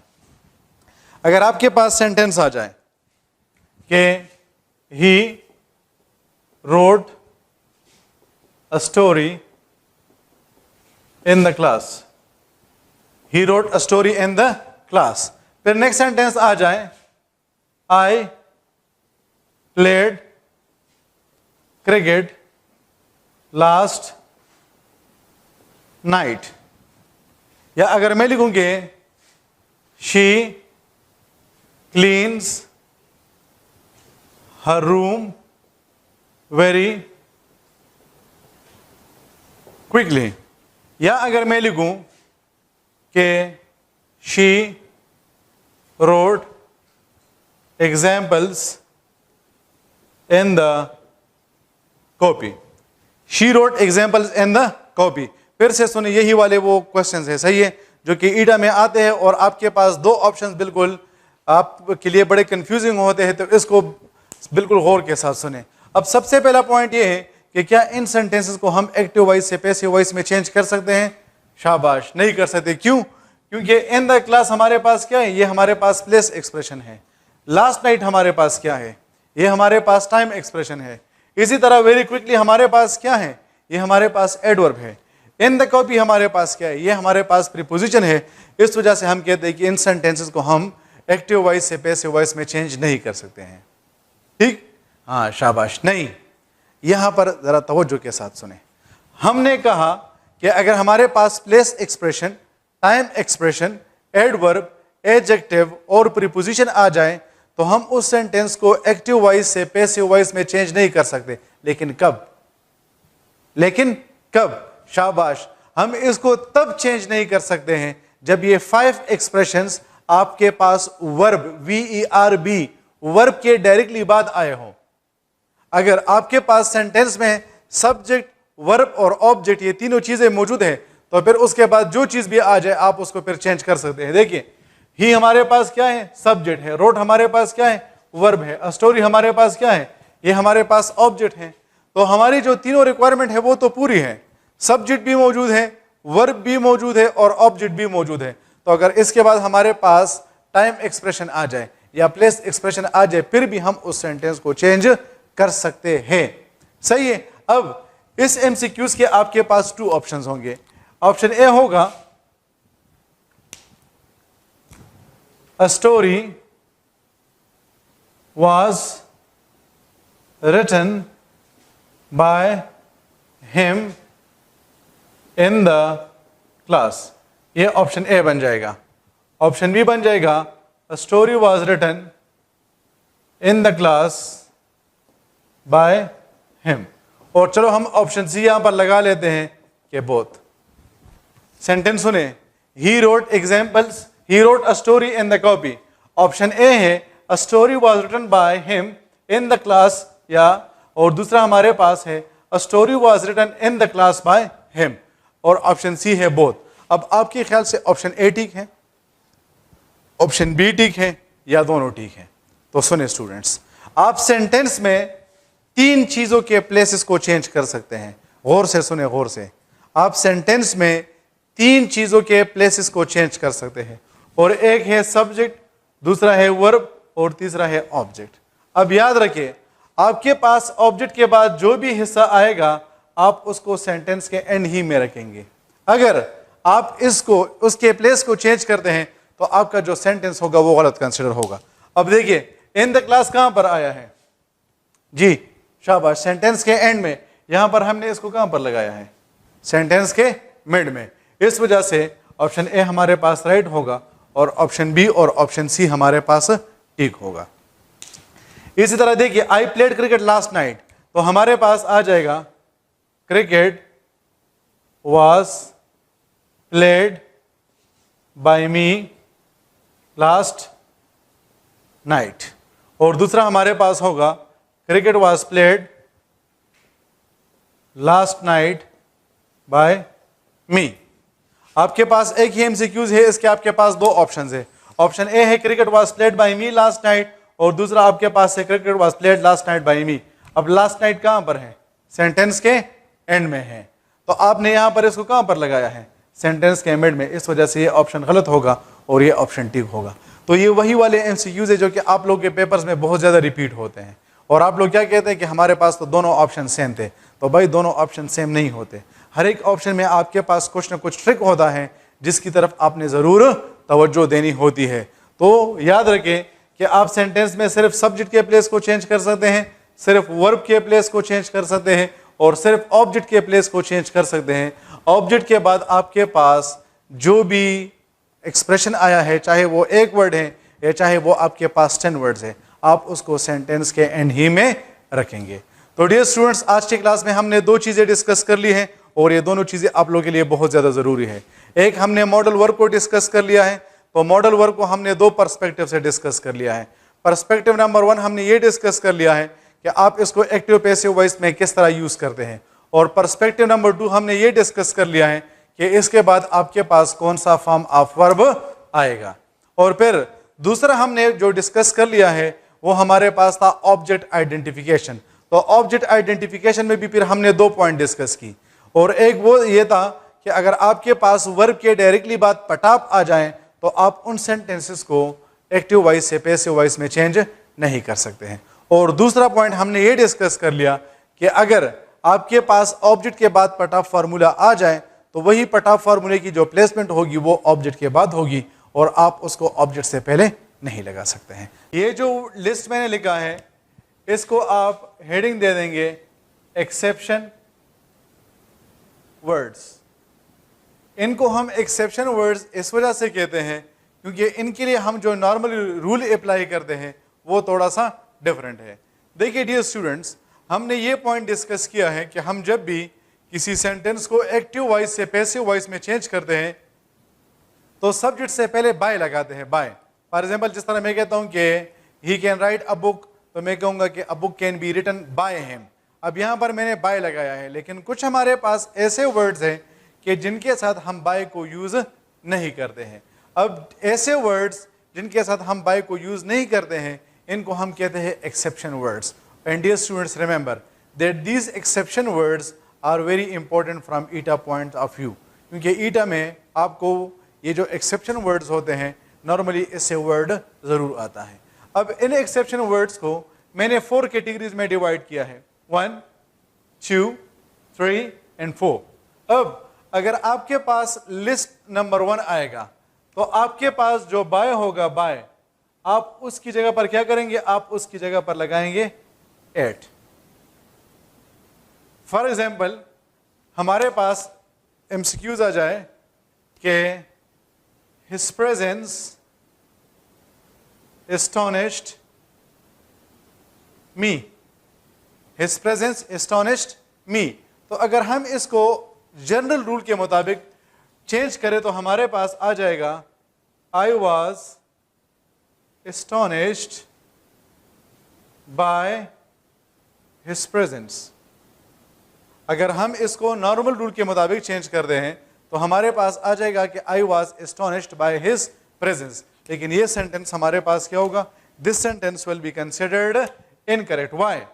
क्योंकि हमने यहां पर लिखा है कि जब हमारे पास एस्टोनिश्ड आ जाए तो यहां पर हम बाय की जगह पर क्या करते हैं, 8 लगाते हैं। तो इसका मतलब ये हुआ कि इस सेंटेंस का हमारे पास करेक्ट फॉर्म ये होगा कि I was astonished at his presence. इस तरह अगर मैं यहां पर लिखूं कि the result disappointed them, the result disappointed them, तो अगर इसको हम नॉर्मल रूल के मुताबिक चेंज करेंगे तो इसका हमारे पास पैसिव वॉइस इस तरह आएगा कि they were disappointed by the result. लेकिन ये जो हमारा सेंटेंस होगा ये गलत कंसिडर होगा। क्यों? क्योंकि जब हमारे पास डिसअपॉइंटेड आएगा यहां पर हम बाय को यूज नहीं करेंगे बल्कि इसकी जगह पर हम यूज करेंगे एट को। तो हमारे पास इस करेक्ट सेंटेंस का जो करेक्ट फॉर्म होगा ये होगा कि they were disappointed at the result. अगर आप कहते हैं कि they were disappointed by the result तो आपका जो आंसर होगा ये गलत कंसिडर होगा। तो लिस्ट नंबर 1 में आपके पास आता है astonished, amazed, annoyed, agitated, alarmed, disappointed, displeased, rejoiced and vexed। फिर लिस्ट नंबर 2 हमारे पास है covered, crowded, disgusted, lined, overgrown, thronged, pleased and filled। अगर आपके पास ये लिस्ट ऑफ वर्ड आ जाए तो आप यहां पर बाय की जगह पर यूज करेंगे with को। क्या लगाएंगे? आप इसकी जगह पर लगाएंगे with को। फॉर एग्जाम्पल अगर आपके पास सेंटेंस आ जाए कि snow has covered the mountains, snow has covered the mountains। अगर आप इसको जनरल रूल के मुताबिक चेंज करेंगे तो आपके पास आ जाएगा कि the mountains have been covered by snow। अगर आप इसको जनरल रूल के मुताबिक चेंज करेंगे तो आपके पास आ जाएगा the mountains have been covered by snow. लेकिन कवर्ड हमारे पास ऐसा वर्ड है जहां पर हम बाय की जगह पर क्या करते हैं? शाबाश, बाय की जगह पर हम लगाएंगे विद। तो इस सेंटेंस का आपके पास करेक्ट फॉर्म ये होगा कि the mountains have been covered by snow. इस तरह अगर आपके पास सेंटेंस आ जाए कि जिस ये आप लोग के पास पेपर का एक एमसीक्यूज भी है, water फिल्स the tub, water फिल्स the tub. अगर आप इसको जनरल रूल के मुताबिक चेंज करेंगे तो आपके पास आ जाएगा the tub is filled by water, the tub is filled by water. लेकिन ये जो आपका सेंटेंस होगा ये गलत कंसिडर होगा। क्यों? क्योंकि हमारे पास जब फिल्ड आता है तो यहां पर हम बाय की जगह पर क्या लगाएंगे? शाबाश, बाय की जगह पर हम लगाएंगे विद। तो आपके पास इसका जो करेक्ट आंसर होगा that is the tub is filled with water. तो ये आपके पास बन गया है कैटेगरी नंबर 2। फिर हम आते हैं कैटेगरी नंबर 3 की तरफ। कैटेगरी नंबर 3 में आपके पास सिर्फ और सिर्फ 2 वर्ड्स हैं and that is interested and content. तो जब आपके पास ये 2 वर्ड्स आएंगे यहां पर आप बाय की जगह पर क्या लगाएंगे? बाय की जगह पर शाबाश, आप बाय की जगह पर लगाएंगे इन। यानी फॉर एग्जाम्पल अगर हमारे पास सेंटेंस आ जाए कि ही इज इंटरेस्टेड, या फॉर एग्जाम्पल हम कहते हैं कि दिस बॉटल कंटेन्स मिल्क। ये आप लोग के पास पेपर का एमसीक्यूज हैं, सही है? This bottle contains milk. तो अगर आप इसको जनरल रूल के मुताबिक करेंगे तो आपके पास आ जाएगा कि milk is contained by this bottle. लेकिन ये सेंटेंस हमारे पास गलत इस वजह से कंसिडर होगा क्योंकि हमारे पास जब कंटेंट आता है तो हम बाय की जगह पर क्या लगाएंगे? इन लगाएंगे। Milk is content in this bottle. अगर आप कहते हैं कि बाय दिस बॉटल तो आपका जो सेंटेंस होगा वो गलत कंसिडर होगा। अच्छा स्टूडेंट्स, मैं आप लोगों को एक और बड़ा इंटरेस्टिंग पॉइंट बताता हूँ। आपके पास एमसीक्यूज नंबर इसी एमसीक्यूज का ऑप्शन बी होगा कि milk is content in this bottle. Option C होगा कि milk is content in that bottle. और से सुने जरा, milk is content in this bottle and milk is content in that bottle. अब कौन सा वाला ठीक होगा? शाबाश, आपके पास ऑप्शन बी ठीक होगा। ये जो दिस को हम दैट में चेंज करते हैं ना, और दिस को हम दोज में चेंज करते हैं, ये हम डायरेक्ट इनडायरेक्ट में करते हैं। एक्टिव पैसिव वॉइस में आपके पास दिस रहेगा, दैट रहेगा, दीज रहेगा, और दोज आपके पास क्या रहेगा, दोज आपके पास दोज ही रहेगा। और लास्ट आपके पास जो वर्ड है that is non and married. तो जब आपके पास ये 2 वर्ड्स आएंगे, यहां पर आप बाई की जगह पर क्या करेंगे, आप इसकी जगह पर लगाएंगे टू। यानी अगर आपके पास सेंटेंस आ जाए कि गुलखान मैरिड गुल्लख्ता, आपके पास सेंटेंस आ जाए कि गुलखान मैरिड गुल्लख्ता, तो अगर आप इसको जनरल रूल के मुताबिक चेंज करेंगे तो आपके पास आएगा कि गुल्लख्ता was married by गुलखान। लेकिन ये जो आपका सेंटेंस होगा ये गलत कंसिडर होगा, क्योंकि जब आपके पास मेरिड आएगा तो आप मेरिड के साथ बाई की जगह पर क्या लगाएंगे, शाबाश, आप इसकी जगह पर लगाएंगे टू। तो आपके पास इसका करेक्ट फॉर्म होगा कि गुल्लख्ता वाज मैरिड टू गुलखान। तो ये आपके पास थे एक्सेप्शन वर्ड्स। अब इसमें से कुछ वर्ड्स है, मैं आप लोगों को इसकी मीनिंग बताता हूँ। एस्टोनिश्ड और अमेज्ड का मतलब होता है हैरान होना। एस्टोनिश्ड और अमेज्ड का मतलब होता है हैरान होना। एनॉयड का मतलब होता है गुस्सा आना या तंग करना, गुस्सा आना या तंग करना। एजिटेटेड का मतलब होता है उकसाना, एजिटेटेड का मतलब होता है उकसाना। अलार्म का मतलब होता है खबरदार करना, अलार्म का मतलब होता है खबरदार करना। फिर नेक्स्ट हमारे पास है डिसअपॉइंटेड और डिसप्लीज्ड, तो इसका मतलब होता है मायूस करना।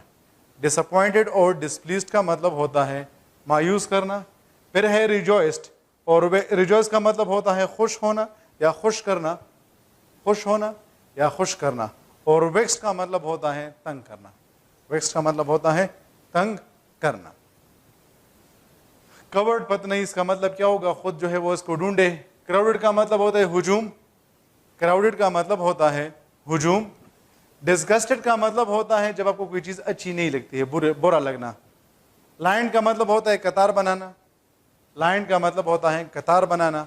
ओवरग्रोन का मतलब होता है जब एक जगह पर बहुत ज़्यादा चीज़ें उग जाती हैं, ओवरग्रोन का मतलब होता है जब एक जगह पर बहुत ज़्यादा चीज़ें उग जाती है। नेक्स्ट आपके पास है थ्रोंग्ड, तो थ्रोंग का मतलब होता है हुजूम बनाना, थ्रोंग का मतलब होता है हुजूम बनाना। प्लीज्ड का मतलब है खुश करना, प्लीज्ड का मतलब है खुश करना या खुश होना। पता नहीं फिल्ड का मतलब क्या है, इस तरह ये इंटरेस्टेड, कंटेंट और नोन और मेरिट, ये बड़े डिफ़िकल्ट वर्ड्स है। आप खुद कोशिश करें कि इनके मीनिंग्स को फाइंड आउट करें। अगर आपको इसके मीनिंग मिलेंगे तो आप बिल्कुल, मैं कहूँगा कि आप बहुत ज़्यादा लायक हो गए हैं। फिर हमारे पास एक्टिव पैसिव वॉइस में नेक्स्ट जो टॉपिक हम डिस्कस करते हैं that is imperative sentences. Imperative sentences. अब इम्पेरेटिव सेंटेंसेस फॉर एग्जांपल हमारे पास है call the teacher, stop the car. फिर नेक्स्ट हमारे पास आ जाएगा मूव, और हमारे पास आ जाएगा फॉर एग्जांपल स्टार्ट। और इसमें नंबर 3 हम लगा लेंगे do not create disturbance and don't talk. अब इम्पेरेटिव सेंटेंसेस को हमने 3 टाइप्स में डिवाइड किया है, इसको हम 1 बाय 1 डिस्कस करेंगे। लेकिन सबसे पहले हमारे लिए ये जानना ज़रूरी है कि इम्पेरेटिव सेंटेंसेस किसे कहते हैं। दो sentences in which we give some sort of order और a request is presented, so दो sentences are called imperative sentences. ऐसे सेंटेंसेस जिसमें आप कोई ऑर्डर देते हैं, कोई रिक्वेस्ट करते हैं, किसी किस्म का एडवाइस देते हैं, तो ऐसे सेंटेंसेस को हम कहते हैं इम्पेरेटिव सेंटेंसेस। अच्छा, इम्पेरेटिव सेंटेंस के लिए एक और भी बहुत ज़्यादा ईटा पॉइंट ऑफ व्यू से इंपॉर्टेंट पॉइंट है, और उसको ज़रा देखिए। वो इंपॉर्टेंट पॉइंट ये है कि इम्पेरेटिव सेंटेंस को हम हमेशा first form of the verb से स्टार्ट करते हैं। इम्पेरेटिव सेंटेंस को हम हमेशा वर्ब के फर्स्ट फॉर्म से स्टार्ट करते हैं, और हम इसके साथ S, E S, D, E D या आई एन जी वगैरह यूज नहीं कर सकते हैं। क्या मतलब है इसका? देखिए फॉर एग्जाम्पल आपके पास एमसीक्यूज आ जाए और वो ये है कि dash the guests, dash the guests. अब आपके पास फॉर एग्जाम्पल ऑप्शन आ जाए इनवाइट, ऑप्शन बी है इनवाइट्स, ऑप्शन सी है इनवाइटेड और ऑप्शन डी है इनवाइटिंग। आपके पास एमसीक्यूज है dash the guests, option A है इनवाइट, ऑप्शन बी है इनवाइट्स, ऑप्शन सी है इनवाइटेड और ऑप्शन डी है इनवाइटिंग। तो इस सेंटेंस में हमारे पास ऑप्शन ए टिक होगा। ऑप्शन बी इस वजह से गलत होगा क्योंकि हमने ऑलरेडी ये कह दिया है कि इंपेरेटिव सेंटेंस के स्टार्ट में हम एस या ई एस नहीं लगा सकते। फिर नेक्स्ट हमारे पास है इसमें हमने ई डी लगाया है तो ये भी गलत होगा। यहाँ पर हमने आई एन जी लगाया है तो इस वजह से भी ये क्या होगा? गलत होगा। तो फिर से सुने कि इंपेरेटिव सेंटेंस के स्टार्ट में हमेशा आपके पास first form of the verb आएगा और आप इसके साथ S, E S, D, E D या आई एन जी वगैरह को यूज नहीं करेंगे। अब इंपेरेटिव सेंटेंस के हमारे पास तीन टाइप्स हैं। टाइप वन वो है कि जिसमें हमारे पास ऑब्जेक्ट मौजूद हो। टाइप टू वो है जिसमें हमारे पास ऑब्जेक्ट मौजूद ना हो। और टाइप थ्री हमारे पास वो है जिसके स्टार्ट में डोंट आ जाए। फिर से सुने, टाइप वन वो है जिसमें ऑब्जेक्ट मौजूद है, टाइप टू वो है जिसमें ऑब्जेक्ट मौजूद नहीं है और टाइप थ्री वो है जिसमें हमारे पास स्टार्ट में क्या आ रहा है? डोंट आ रहा है। अब सबसे पहला वाला जो हमारे पास टाइप है वो इंपेरेटिव सेंटेंस जिसमें हमारे पास ऑब्जेक्ट मौजूद है, तो उसको चेंज करने के लिए हम एक फार्मूला अप्लाई करते हैं जिसको हम कहते हैं लोब थ्री। क्या कहते हैं? शाबाश, लोब थ्री। लोब थ्री में एल का मतलब है लेट, ओ का मतलब है ऑब्जेक्ट, बी का मतलब है बीई और थ्री का मतलब है third form of the verb. Lobe three में एल का मतलब है लेट, ओ का मतलब है ऑब्जेक्ट, बी का मतलब है बीई और थ्री का मतलब है third form of the verb. अब जरा देखिए, सबसे पहले हम क्या लगाएंगे? शाबाश, लेट लगाएंगे। इसमें हमारे पास ऑब्जेक्ट क्या है? The teacher. फिर क्या लगाएंगे? शाबाश, बी। और कल का हमारे पास थर्ड फॉर्म क्या है? कार्ड। तो हमारे पास आ जाएगा late the teacher be called. इसी तरह स्टॉप द कार, इसको हम चेंज करेंगे तो पहले क्या लगाएंगे? लेट लगाएंगे। फिर इसमें हमारे पास ऑब्जेक्ट क्या है? द कार है। शाबाश। फिर क्या लगाएंगे? बीई लगाएंगे। शाबाश। और फिर क्या लगाएंगे? स्टॉप लगाएंगे। अच्छा डियर स्टूडेंट्स, ये भी याद रखें कि आपके पास हो सकता है कि एक ऑप्शन इस तरह आ जाए कि let the teacher been called, या आपके पास आ जाए कि let the teacher being called. तो फिर उस वक्त आप लोग कंफ्यूज हो जाते हैं। तो याद रखें, इसमें ना तो आपने आई एन जी लगाना है ना आपने ई एन वाला लगाना है, बल्कि आपने सिंपली क्या करना है? आपने सिंपली जो है वो सिर्फ और सिर्फ बी लगाना है, बीई। अच्छा जी, नेक्स्ट की तरफ आते हैं। अब ये हमारे पास इंपेरेटिव सेंटेंस का वो टाइप है जिसमें हमारे पास ऑब्जेक्ट मौजूद नहीं है। अब इससे पहले तो हमने ये डिस्कस किया कि वो इंपेरेटिव सेंटेंस जिसमें हमारे पास ऑब्जेक्ट मौजूद ना हो उसको हम चेंज नहीं कर सकते हैं। लेकिन एक्सेप्शन केस की बात करते हैं फिर से, वो सेंटेंस जिसमें ऑब्जेक्ट मौजूद ना हो लेकिन वो हमारे पास इंपेरेटिव सेंटेंस हो, तो फिर उस सेंटेंस को हम एक्टिव वॉइस से पैसिव वॉइस में चेंज कर सकते हैं। अब इस सेंटेंस को चेंज करने के लिए हमारे पास जो फॉर्मूला है वो ये है कि हम सेंटेंस के स्टार्ट में लगा लेंगे यू आर, फिर हम क्या करेंगे? हम लगा लेंगे सुटेबल वर्ड।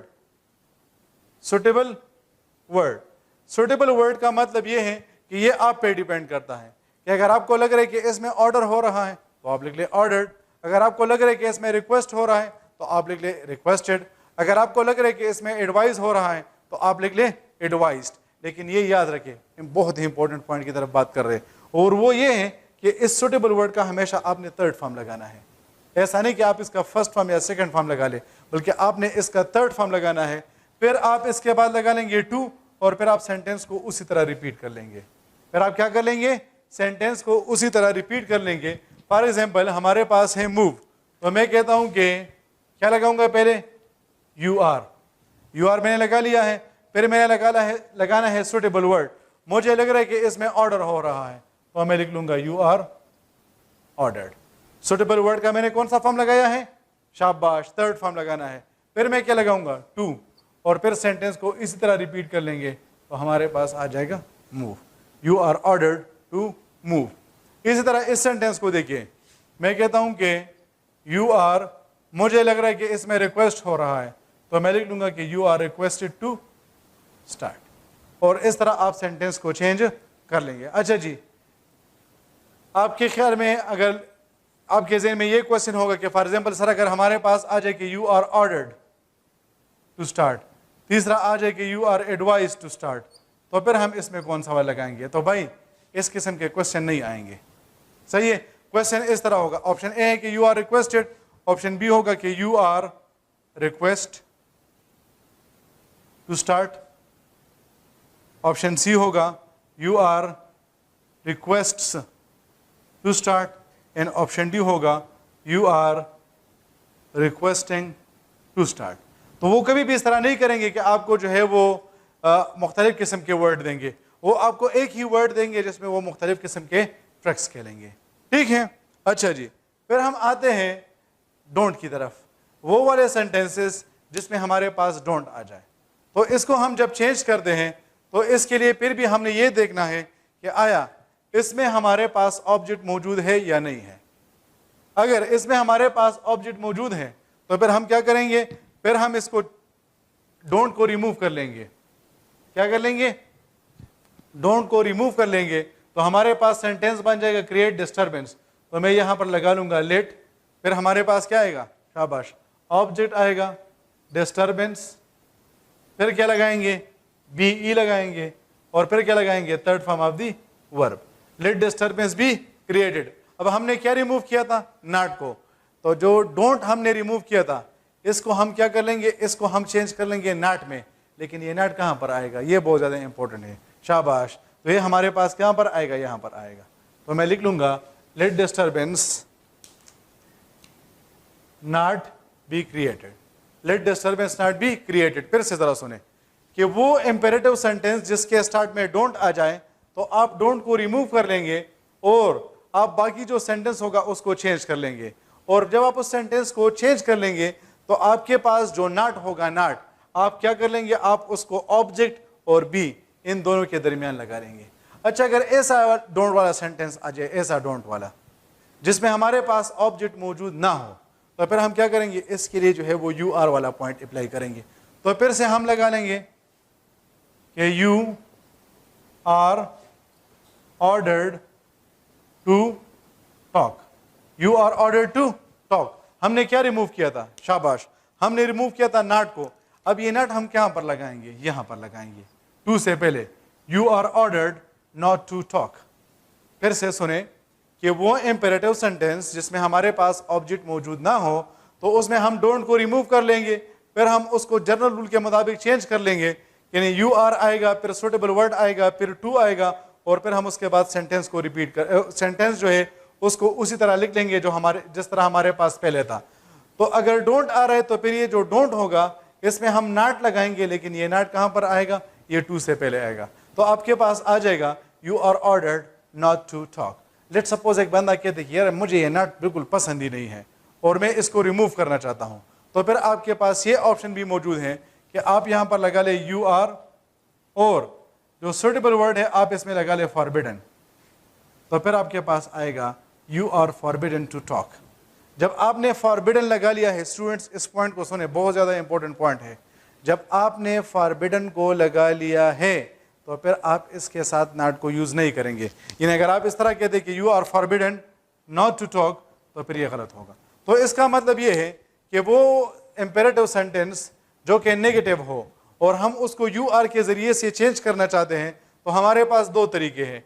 एक तो ये है कि हम इसके साथ फॉरबिडन लगा लें और हम उसके साथ फिर नॉट को यूज नहीं करेंगे, और दूसरा हमारे पास तरीका ये है कि हम इसके साथ कोई दूसरा वर्ड लगा लें, लेकिन जब भी हम इसके साथ दूसरा कोई वर्ड यूज करेंगे तो फिर ये जरूरी है कि हम इसके साथ नॉट को यूज करेंगे।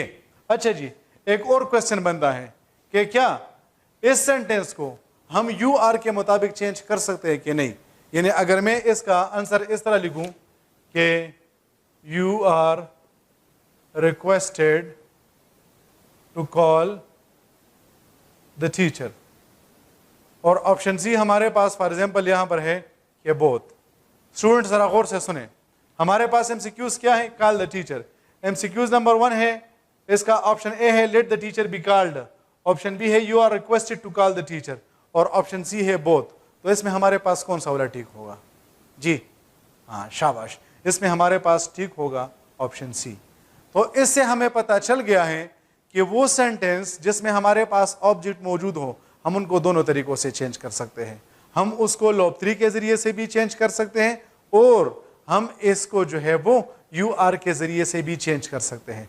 लेकिन वो इंपेरेटिव सेंटेंस जिसमें हमारे पास ऑब्जेक्ट मौजूद ना हो, तो हम उसको सिर्फ और सिर्फ यू आर के जरिए से चेंज कर सकते हैं, और हम इसके साथ लॉब 3 वाला फार्मूला अप्लाई नहीं कर सकते हैं। तो अगर थोड़ा सा हम इसको रिवाइज करें इंपेरेटिव सेंटेंसेस को, तो फिर से सुने। इसके हमारे पास 3 टाइप्स हैं। टाइप 1 वो है जिसमें हमारे पास ऑब्जेक्ट आता हो, टाइप 2 हमारे पास वो है जिसमें हमारे पास ऑब्जेक्ट मौजूद ना हो, और टाइप 3 हमारे पास वो है जिसके स्टार्ट में हमारे पास डोंट आ जाए। अब वो इंपेरेटिव सेंटेंस जिसमें हमारे पास ऑब्जेक्ट मौजूद है, नॉर्मली हम उसके लिए फार्मूला अप्लाई करते हैं लॉब 3 का। लॉब 3 में एल का मतलब होता है लेट, ओ का मतलब होता है ऑब्जेक्ट, बी का मतलब होता है बीई, और 3 का मतलब होता है third form of the verb. फिर अगर हमारे पास दूसरा टाइप की तरफ हम आते हैं, और दूसरा टाइप हमारे पास वो है जिसमें हमारे पास ऑब्जेक्ट मौजूद नहीं है, तो उसको हम जब चेंज करते हैं तो पहले हम यू आर लगाते हैं, फिर हम उसके बाद सुटेबल वर्ड लगाते हैं। डियर स्टूडेंट्स, मैंने आपको पहले भी बता दिया है कि सुटेबल वर्ड वो वर्ड होता है जो कि आपको सुटेबल लगता है, कि अगर आपको लग रहा है कि इसमें ऑर्डर हो रहे तो ऑर्डर्ड, अगर रिक्वेस्ट लग रहा है तो रिक्वेस्टेड, और इस सुटेबल वर्ड का हमेशा आपने कौन सा फॉर्म लगाना है? थर्ड फॉर्म लगाना है। फिर आप इसके बाद लगा लेंगे टू, और फिर आप उसके बाद सेंटेंस को उसी तरह रिपीट कर लेंगे। अब वो इंपेरेटिव सेंटेंस जिसमें ऑब्जेक्ट मौजूद हो, आप उसको लॉब 3 के जरिए से भी कर सकते हैं, और आप उसको यू आर के जरिए भी कर सकते हैं। लेकिन वो इंपेरेटिव सेंटेंस जिसमें आपके पास ऑब्जेक्ट मौजूद ना हो, तो आप उसको सिर्फ और सिर्फ यू आर के जरिए से कर सकते हैं, और आप उसको लॉब 3 के जरिए से नहीं कर सकते हैं। और आते हैं लास्ट टाइप की तरफ।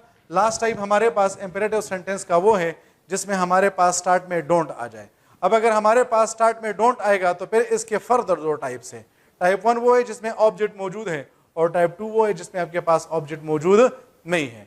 तो अगर इसमें आपके पास ऑब्जेक्ट मौजूद है तो आप उसके लिए लॉब 3 का फार्मूला अप्लाई करें, लेकिन ये जो नॉट आएगा ये ऑब्जेक्ट और बीई के दरमियान आएगा। कहां पर? ऑब्जेक्ट और बीई के दरमियान।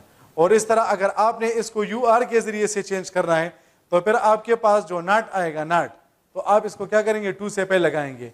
यानी मैं इसको कहूंगा कि you are ordered not to talk. इस तरह अगर आप इसके लिए फॉरबिडन वाला पॉइंट अप्लाई करना चाहते हैं तो आप वो भी कर सकते हैं। आप कहते हैं कि you are forbidden to talk, you are forbidden to talk. तो इस तरह आप क्या कर लेंगे? आप सेंटेंस को चेंज कर लेंगे। लेकिन अब वो इंपेरेटिव सेंटेंस जिसके स्टार्ट में डोंट आ जाए और उसमें आपके पास ऑब्जेक्ट भी मौजूद ना हो, तो फिर आप उसके लिए सिर्फ और सिर्फ यू आर लगा लेंगे, और ये जो नॉट आपने लगाना है ये कहां पर लगाना है? ये आपने 2 से पहले लगाना है। और अगर आप कहते हैं कि नहीं मैंने नॉट को यूज नहीं करना है, तो फिर आप इसके लिए फॉरबिडन को यूज कर सकते हैं। तो डियर स्टूडेंट्स, थोड़ा सा अगर रिकैप कर लें तो आज के इस लेक्चर में हमने एक्सेप्शन वर्ड्स को डिस्कस कर लिया, और हमने कहा कि हम इसको एक्सेप्शन वर्ड्स इस वजह से कहते हैं क्योंकि इसमें हमारे पास बाय की जगह पर एट आ सकता है, विद आ सकता है, इन आ सकता है, और टू आ सकता है। और दूसरा पॉइंट हमने जो डिस्कस कर लिया है वो हमारे पास है इंपेरेटिव सेंटेंस। इंपेरेटिव सेंटेंसेस वो सेंटेंसेस होती हैं जिसमें हम कोई ऑर्डर देते हैं, कोई रिक्वेस्ट करते हैं, किसी किस्म का एडवाइस वगैरह करते हैं, और इसके स्टार्ट में हमेशा हमारे पास first form of the verb आता है। हम इसके साथ S, E S, D, E D या आई एन जी वगैरह को यूज नहीं कर सकते हैं। फिर नेक्स्ट पॉइंट हमारे पास ये है कि इसके हमारे पास 3 टाइप्स हैं। टाइप 1 वो है जिसमें हमारे पास ऑब्जेक्ट मौजूद हो, टाइप 2 वो है जिसमें हमारे पास ऑब्जेक्ट मौजूद ना हो, और टाइप 3 वो है जिसके स्टार्ट में डोंट आ जाए। हम जब इसको चेंज करते हैं तो या तो हम इसके लिए लॉब 3 का फार्मूला अप्लाई करते हैं, या हम इसके लिए यू आर का फार्मूला अप्लाई करते हैं। हमारे पास ईटा में जितने भी एरियाज है जहाँ से हमारे पास क्वेश्चंस आ सकते हैं, उन सारे एरियाज को हमने कवर कर लिया है। उसमें हमारे पास जो लास्ट टॉपिक रहता है that is when you get questions related to interrogative sentences. अब इंट्रोगेटिव सेंटेंसेस हमारे पास वो सेंटेंसेस होते हैं जिसमें हम किसी किस्म का क्वेश्चन करते हैं, या वो सेंटेंस जिसमें हम इंफॉर्मेशन का डिमांड करते हैं, ऐसे सेंटेंसेस को हम इंट्रोगेटिव सेंटेंसेस कहते हैं। और इंट्रोगेटिव सेंटेंस के पहचानने का सबसे आसान तरीका ये है कि इसके एंड में आपके पास साइन ऑफ इंटरोगेशन आएगा। अब हम जब इंट्रोगेटिव सेंटेंसेस बनाते हैं तो हम इसको दो तरीकों से बनाते हैं। एक हम इसको WH वर्ड के जरिए से बनाते हैं और एक इसको हम टेंस मार्कर के जरिए से बनाते हैं। अब पहले हम जो है वो डिस्कस करते हैं कि अगर हमारे पास WH वर्ड से इंट्रोगेटिव सेंटेंस आएगा तो हम उसको किस तरह कन्वर्ट करेंगे, फिर उसके बाद हम टेंस मार्कर को डिस्कस करेंगे। तो सबसे पहले अच्छा, ये हमारे पास जो है वो लेक्चर नंबर 8 है, ठीक है। अच्छा स्टूडेंट्स, अब हम जब इंट्रोगेटिव सेंटेंसेस बनाते हैं तो हम इसको तीन तरीकों से बनाते हैं। पहला सेंटेंस हमारे पास वो है जिसके स्टार्ट में हमारे पास हु आ जाए। वो सेंटेंस जिसके स्टार्ट में हमारे पास हु आएगा, ये हमारे पास इंट्रोगेटिव सेंटेंस का फर्स्ट टाइप बन जाएगा।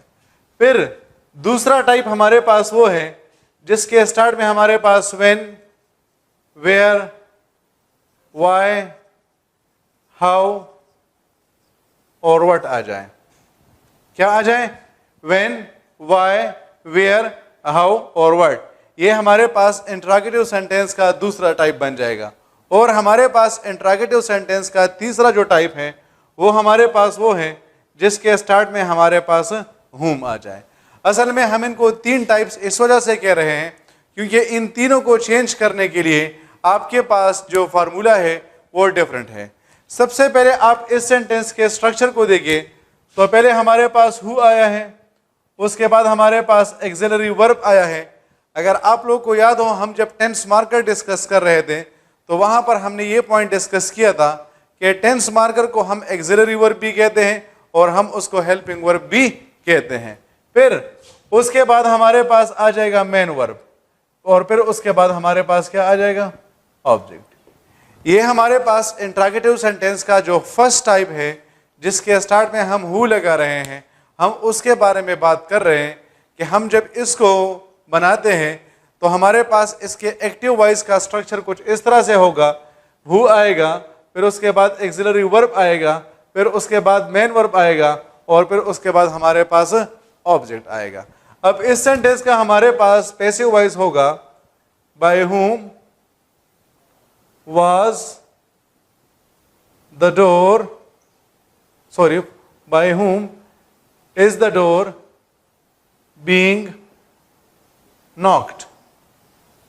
By whom is the door being knocked? Students याद रखें, एक्टिव पैसिव वॉइस में ये थोड़ा सा जो है वो कंफ्यूजिंग टॉपिक है, सही है? तो इसको बिल्कुल गौर के साथ सुने और आप लोगों ने बिल्कुल भी कंफ्यूज नहीं होना है। अच्छा जी, अब जरा इसका स्ट्रक्चर देखिए। हमने हु से क्या बना लिया? हमने इससे हु से बना लिया है बाय whom। फिर उसके बाद हमारे पास आ गया है एक्सिलरी वर्ब, फिर उसके बाद हमारे पास आ गया है ऑब्जेक्ट और फिर हमने उसके बाद लगा लिया है वर्ब का थर्ड फॉर्म। अगर आप इसके स्ट्रक्चर को देखते हैं तो हु को हमने चेंज कर लिया है बाय whom में, फिर उसके बाद हमने एक्सिलरी वर्ब लगा लिया। फिर आप देख सकते हैं कि यहाँ पर एक्सिलरी वर्ब के बाद हमारे पास मेन ऑब्जेक्ट आ रहा था, सॉरी मेन वर्ब आ रहा था, लेकिन मेन वर्ब की जगह पर हमने ऑब्जेक्ट लगा लिया और जहां पर हमारे पास ऑब्जेक्ट आ रहा था वहां पर हमने वर्ब का थर्ड फॉर्म लगा लिया है। डियर स्टूडेंट्स, याद रखें कि आपके पास इसी सेंटेंस के दो ऑप्शंस आएंगे, होगा कि bye whom is the door being knocked और यहाँ पर फुल स्टॉप लगाया गया होगा। तो उस वक्त फिर आप लोग कंफ्यूज हो जाते हैं और आप कहते हैं कि हमारे पास तो दोनों आंसर्स जो है वो सेम है। तो आपके पास दोनों आंसर्स बिल्कुल भी सेम नहीं है। इसमें आपके पास जो ट्रिकी पॉइंट है वो ये है कि इन्होंने साइन ऑफ इंटरोगेशन की जगह पर आपको फुल स्टॉप दिया है। स्टूडेंट्स याद रखें, बड़े गौर के साथ सुने कि जब भी हमारे पास एक्टिव पैसिव वॉइस में साइन ऑफ इंटरोगेशन आएगा तो हम उसको उसी तरह रखेंगे और उसमें किसी किस्म की चेंजेस नहीं करेंगे। हाँ, अगर ये डायरेक्ट इनडायरेक्ट है तो फिर हमारे पास जो साइन ऑफ इंटरोगेशन होगा हम उसको चेंज कर लेंगे फुल स्टॉप में। तो यहाँ पर आपने साइन ऑफ इंटरोगेशन को जरूर लगाना है। फिर दूसरा सेंटेंस देखिए, Who has written this book? पहले क्या आएगा? शाबाश, पहले आपके पास आ जाएगा by whom, फिर क्या आएगा? एक्सिलरी वर्ब has, फिर क्या आएगा? Object this book। हमारे पास प्रेजेंट परफेक्ट टेंस है तो प्रेजेंट परफेक्ट टेंस को हम चेंज करते हैं प्रेजेंट परफेक्ट कंटिन्यूअस टेंस में। आ जाएगा बीन, और यहाँ पर आ जाएगा written. By whom has this book been written. अच्छा, यहाँ पर मैं आप लोग की अटेंशन एक और बहुत ज़्यादा इंपॉर्टेंट पॉइंट की तरफ दिलाना चाहता हूँ। देखिए, हमारे पास जो कंपाउंड वर्ब होते हैं, कंपाउंड वर्ब का मतलब ये है कि वो वर्ब जिसमें हमारे पास टू वर्ड्स होते हैं।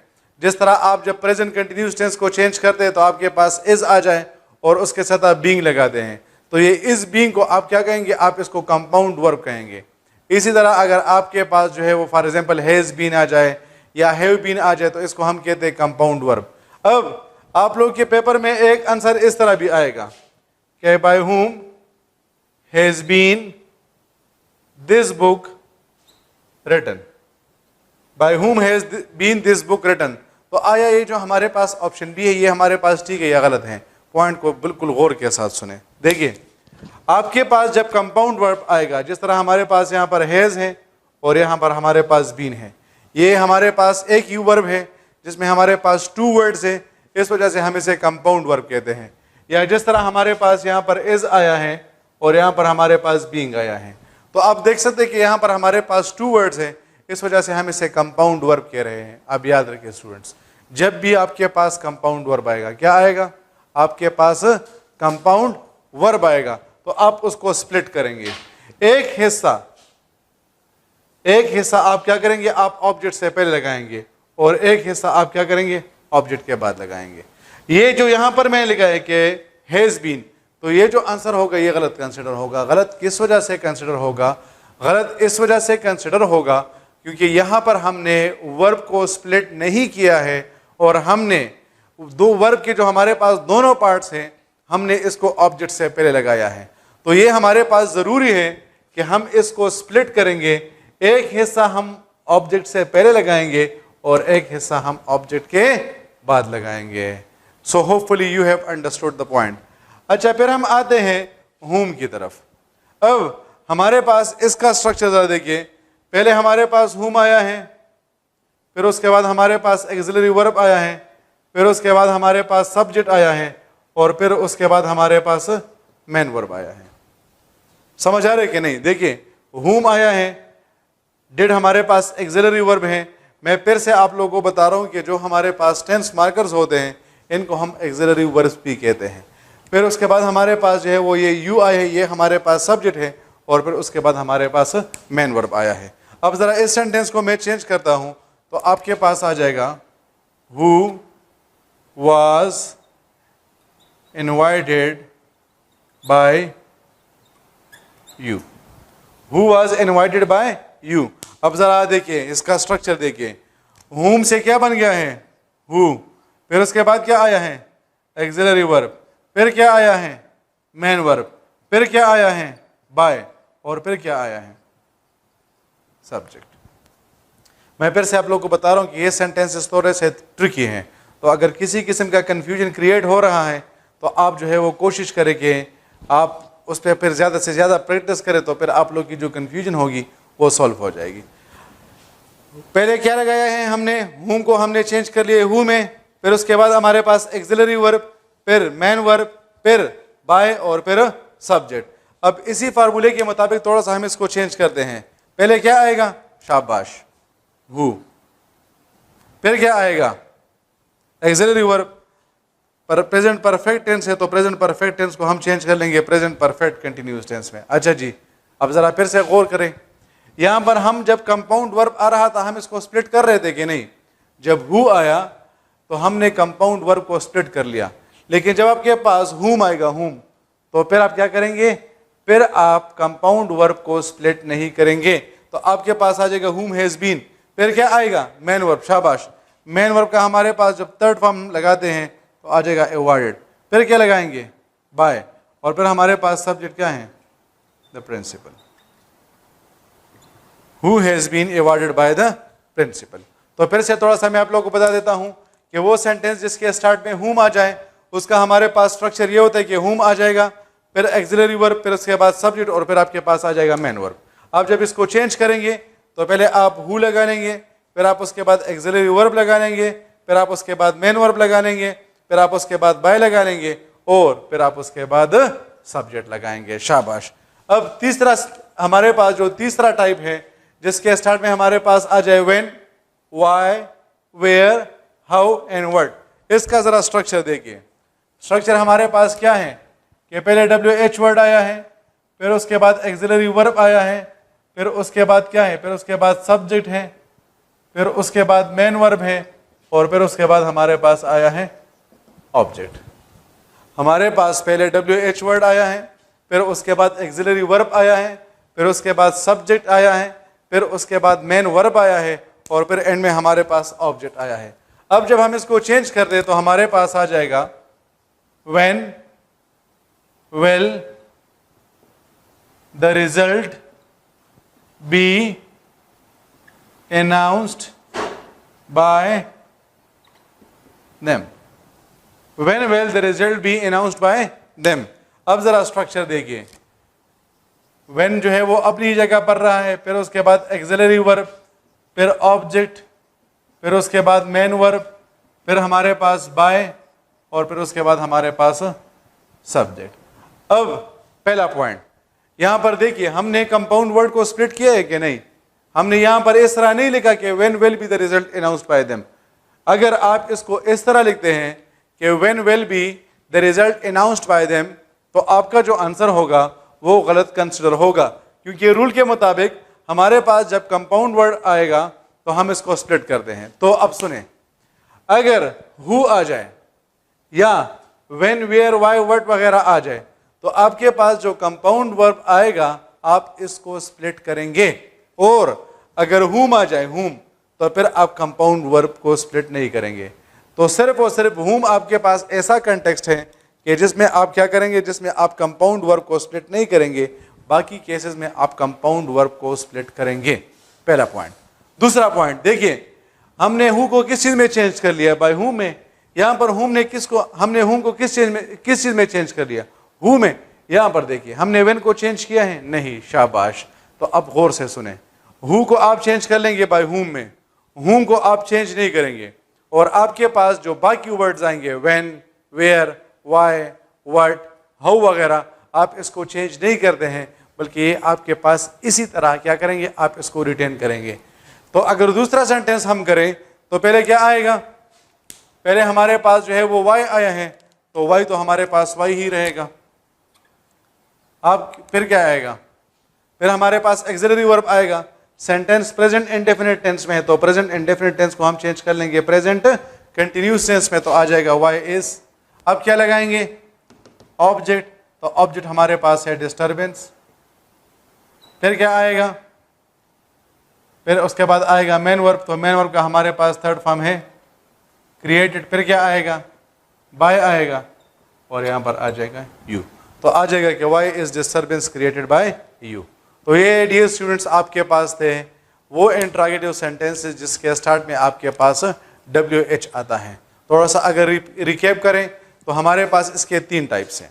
पहला वो है जिसके स्टार्ट में हु आ जाएगा, दूसरा वो है जिसमें हुम आता है, और बाकी वर्ड्स को हम तीसरे कैटेगरीज में डालते हैं। तो ये आपके पास हु वाला फार्मूला है, ये इसका एक्टिव वॉइस का फार्मूला है, ये इसके पैसिव वॉइस का फार्मूला है। इस तरह ये एक्टिव वॉइस, ये पैसिव वॉइस, ये एक्टिव वॉइस, और ये पैसिव वॉइस। तो ये यहाँ से याद रखिए आप लोग कि ये जो इंट्रोगेटिव सेंटेंसेस होते हैं ये बहुत ज़्यादा आते हैं। तो कोशिश करें कि आप नेट से जो है वो सेंटेंसेस ले लें और आप उस पर प्रैक्टिस करें।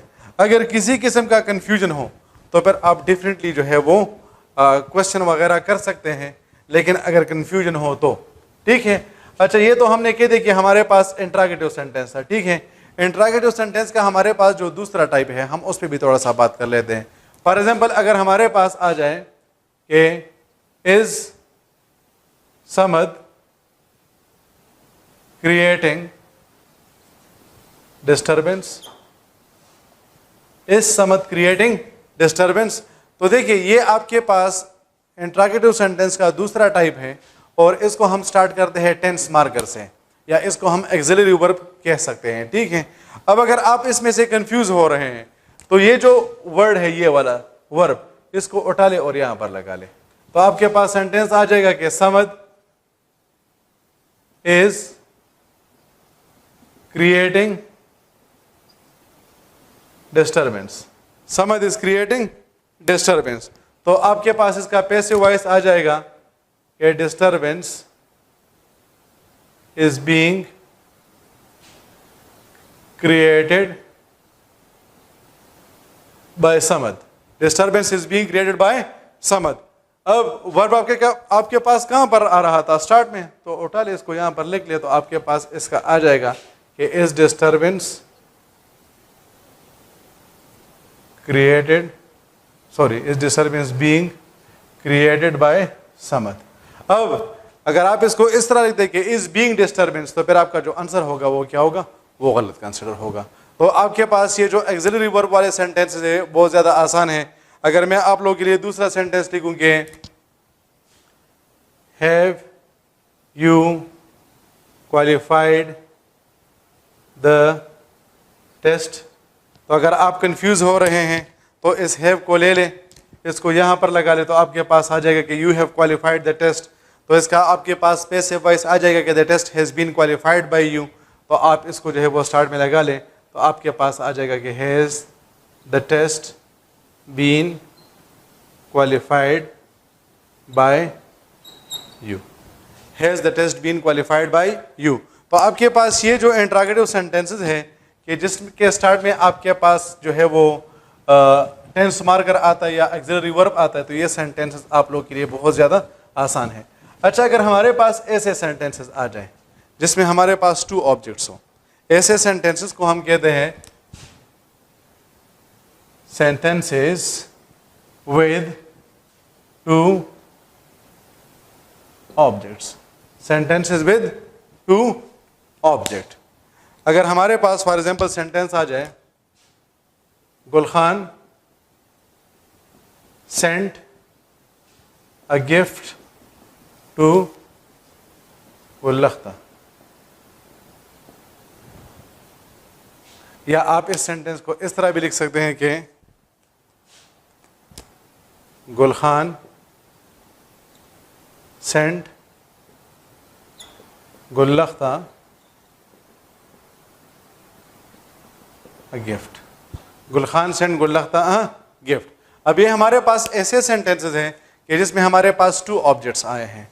तो अब आपके पास जब टू ऑब्जेक्ट्स आते हैं तो एक आपके पास बन जाएगा डायरेक्ट ऑब्जेक्ट और दूसरा आपके पास बन जाएगा इनडायरेक्ट ऑब्जेक्ट। तो जो चीज़ आपके पास नॉन लिविंग होगी, नॉन लिविंग थिंग, वो हमारे पास क्या बन जाएगा? वो हमारे पास बन जाएगा डायरेक्ट ऑब्जेक्ट। और जो चीज़ हमारे पास लिविंग होगी वो हमारे पास बन जाएगा इनडायरेक्ट ऑब्जेक्ट। जो चीज़ हमारे पास डायरेक्ट ऑब्जेक्ट होती है वो हमारे पास नॉन लिविंग होती है, और जो हमारे पास इनडायरेक्ट होती है वो हमारे पास लिविंग है। तो अब यहाँ पर आपकी अपनी मर्जी है, आप जो भी ऑब्जेक्ट स्टार्ट में लाना चाहते हैं वो आप लेकर ला सकते हैं। यानी फॉर एग्जांपल इस सेंटेंस का हमारे पास आ जाएगा कि a gift was sent to Gulkhta by Gulkhan. A gift was sent to Gulkhta by Gul Khan.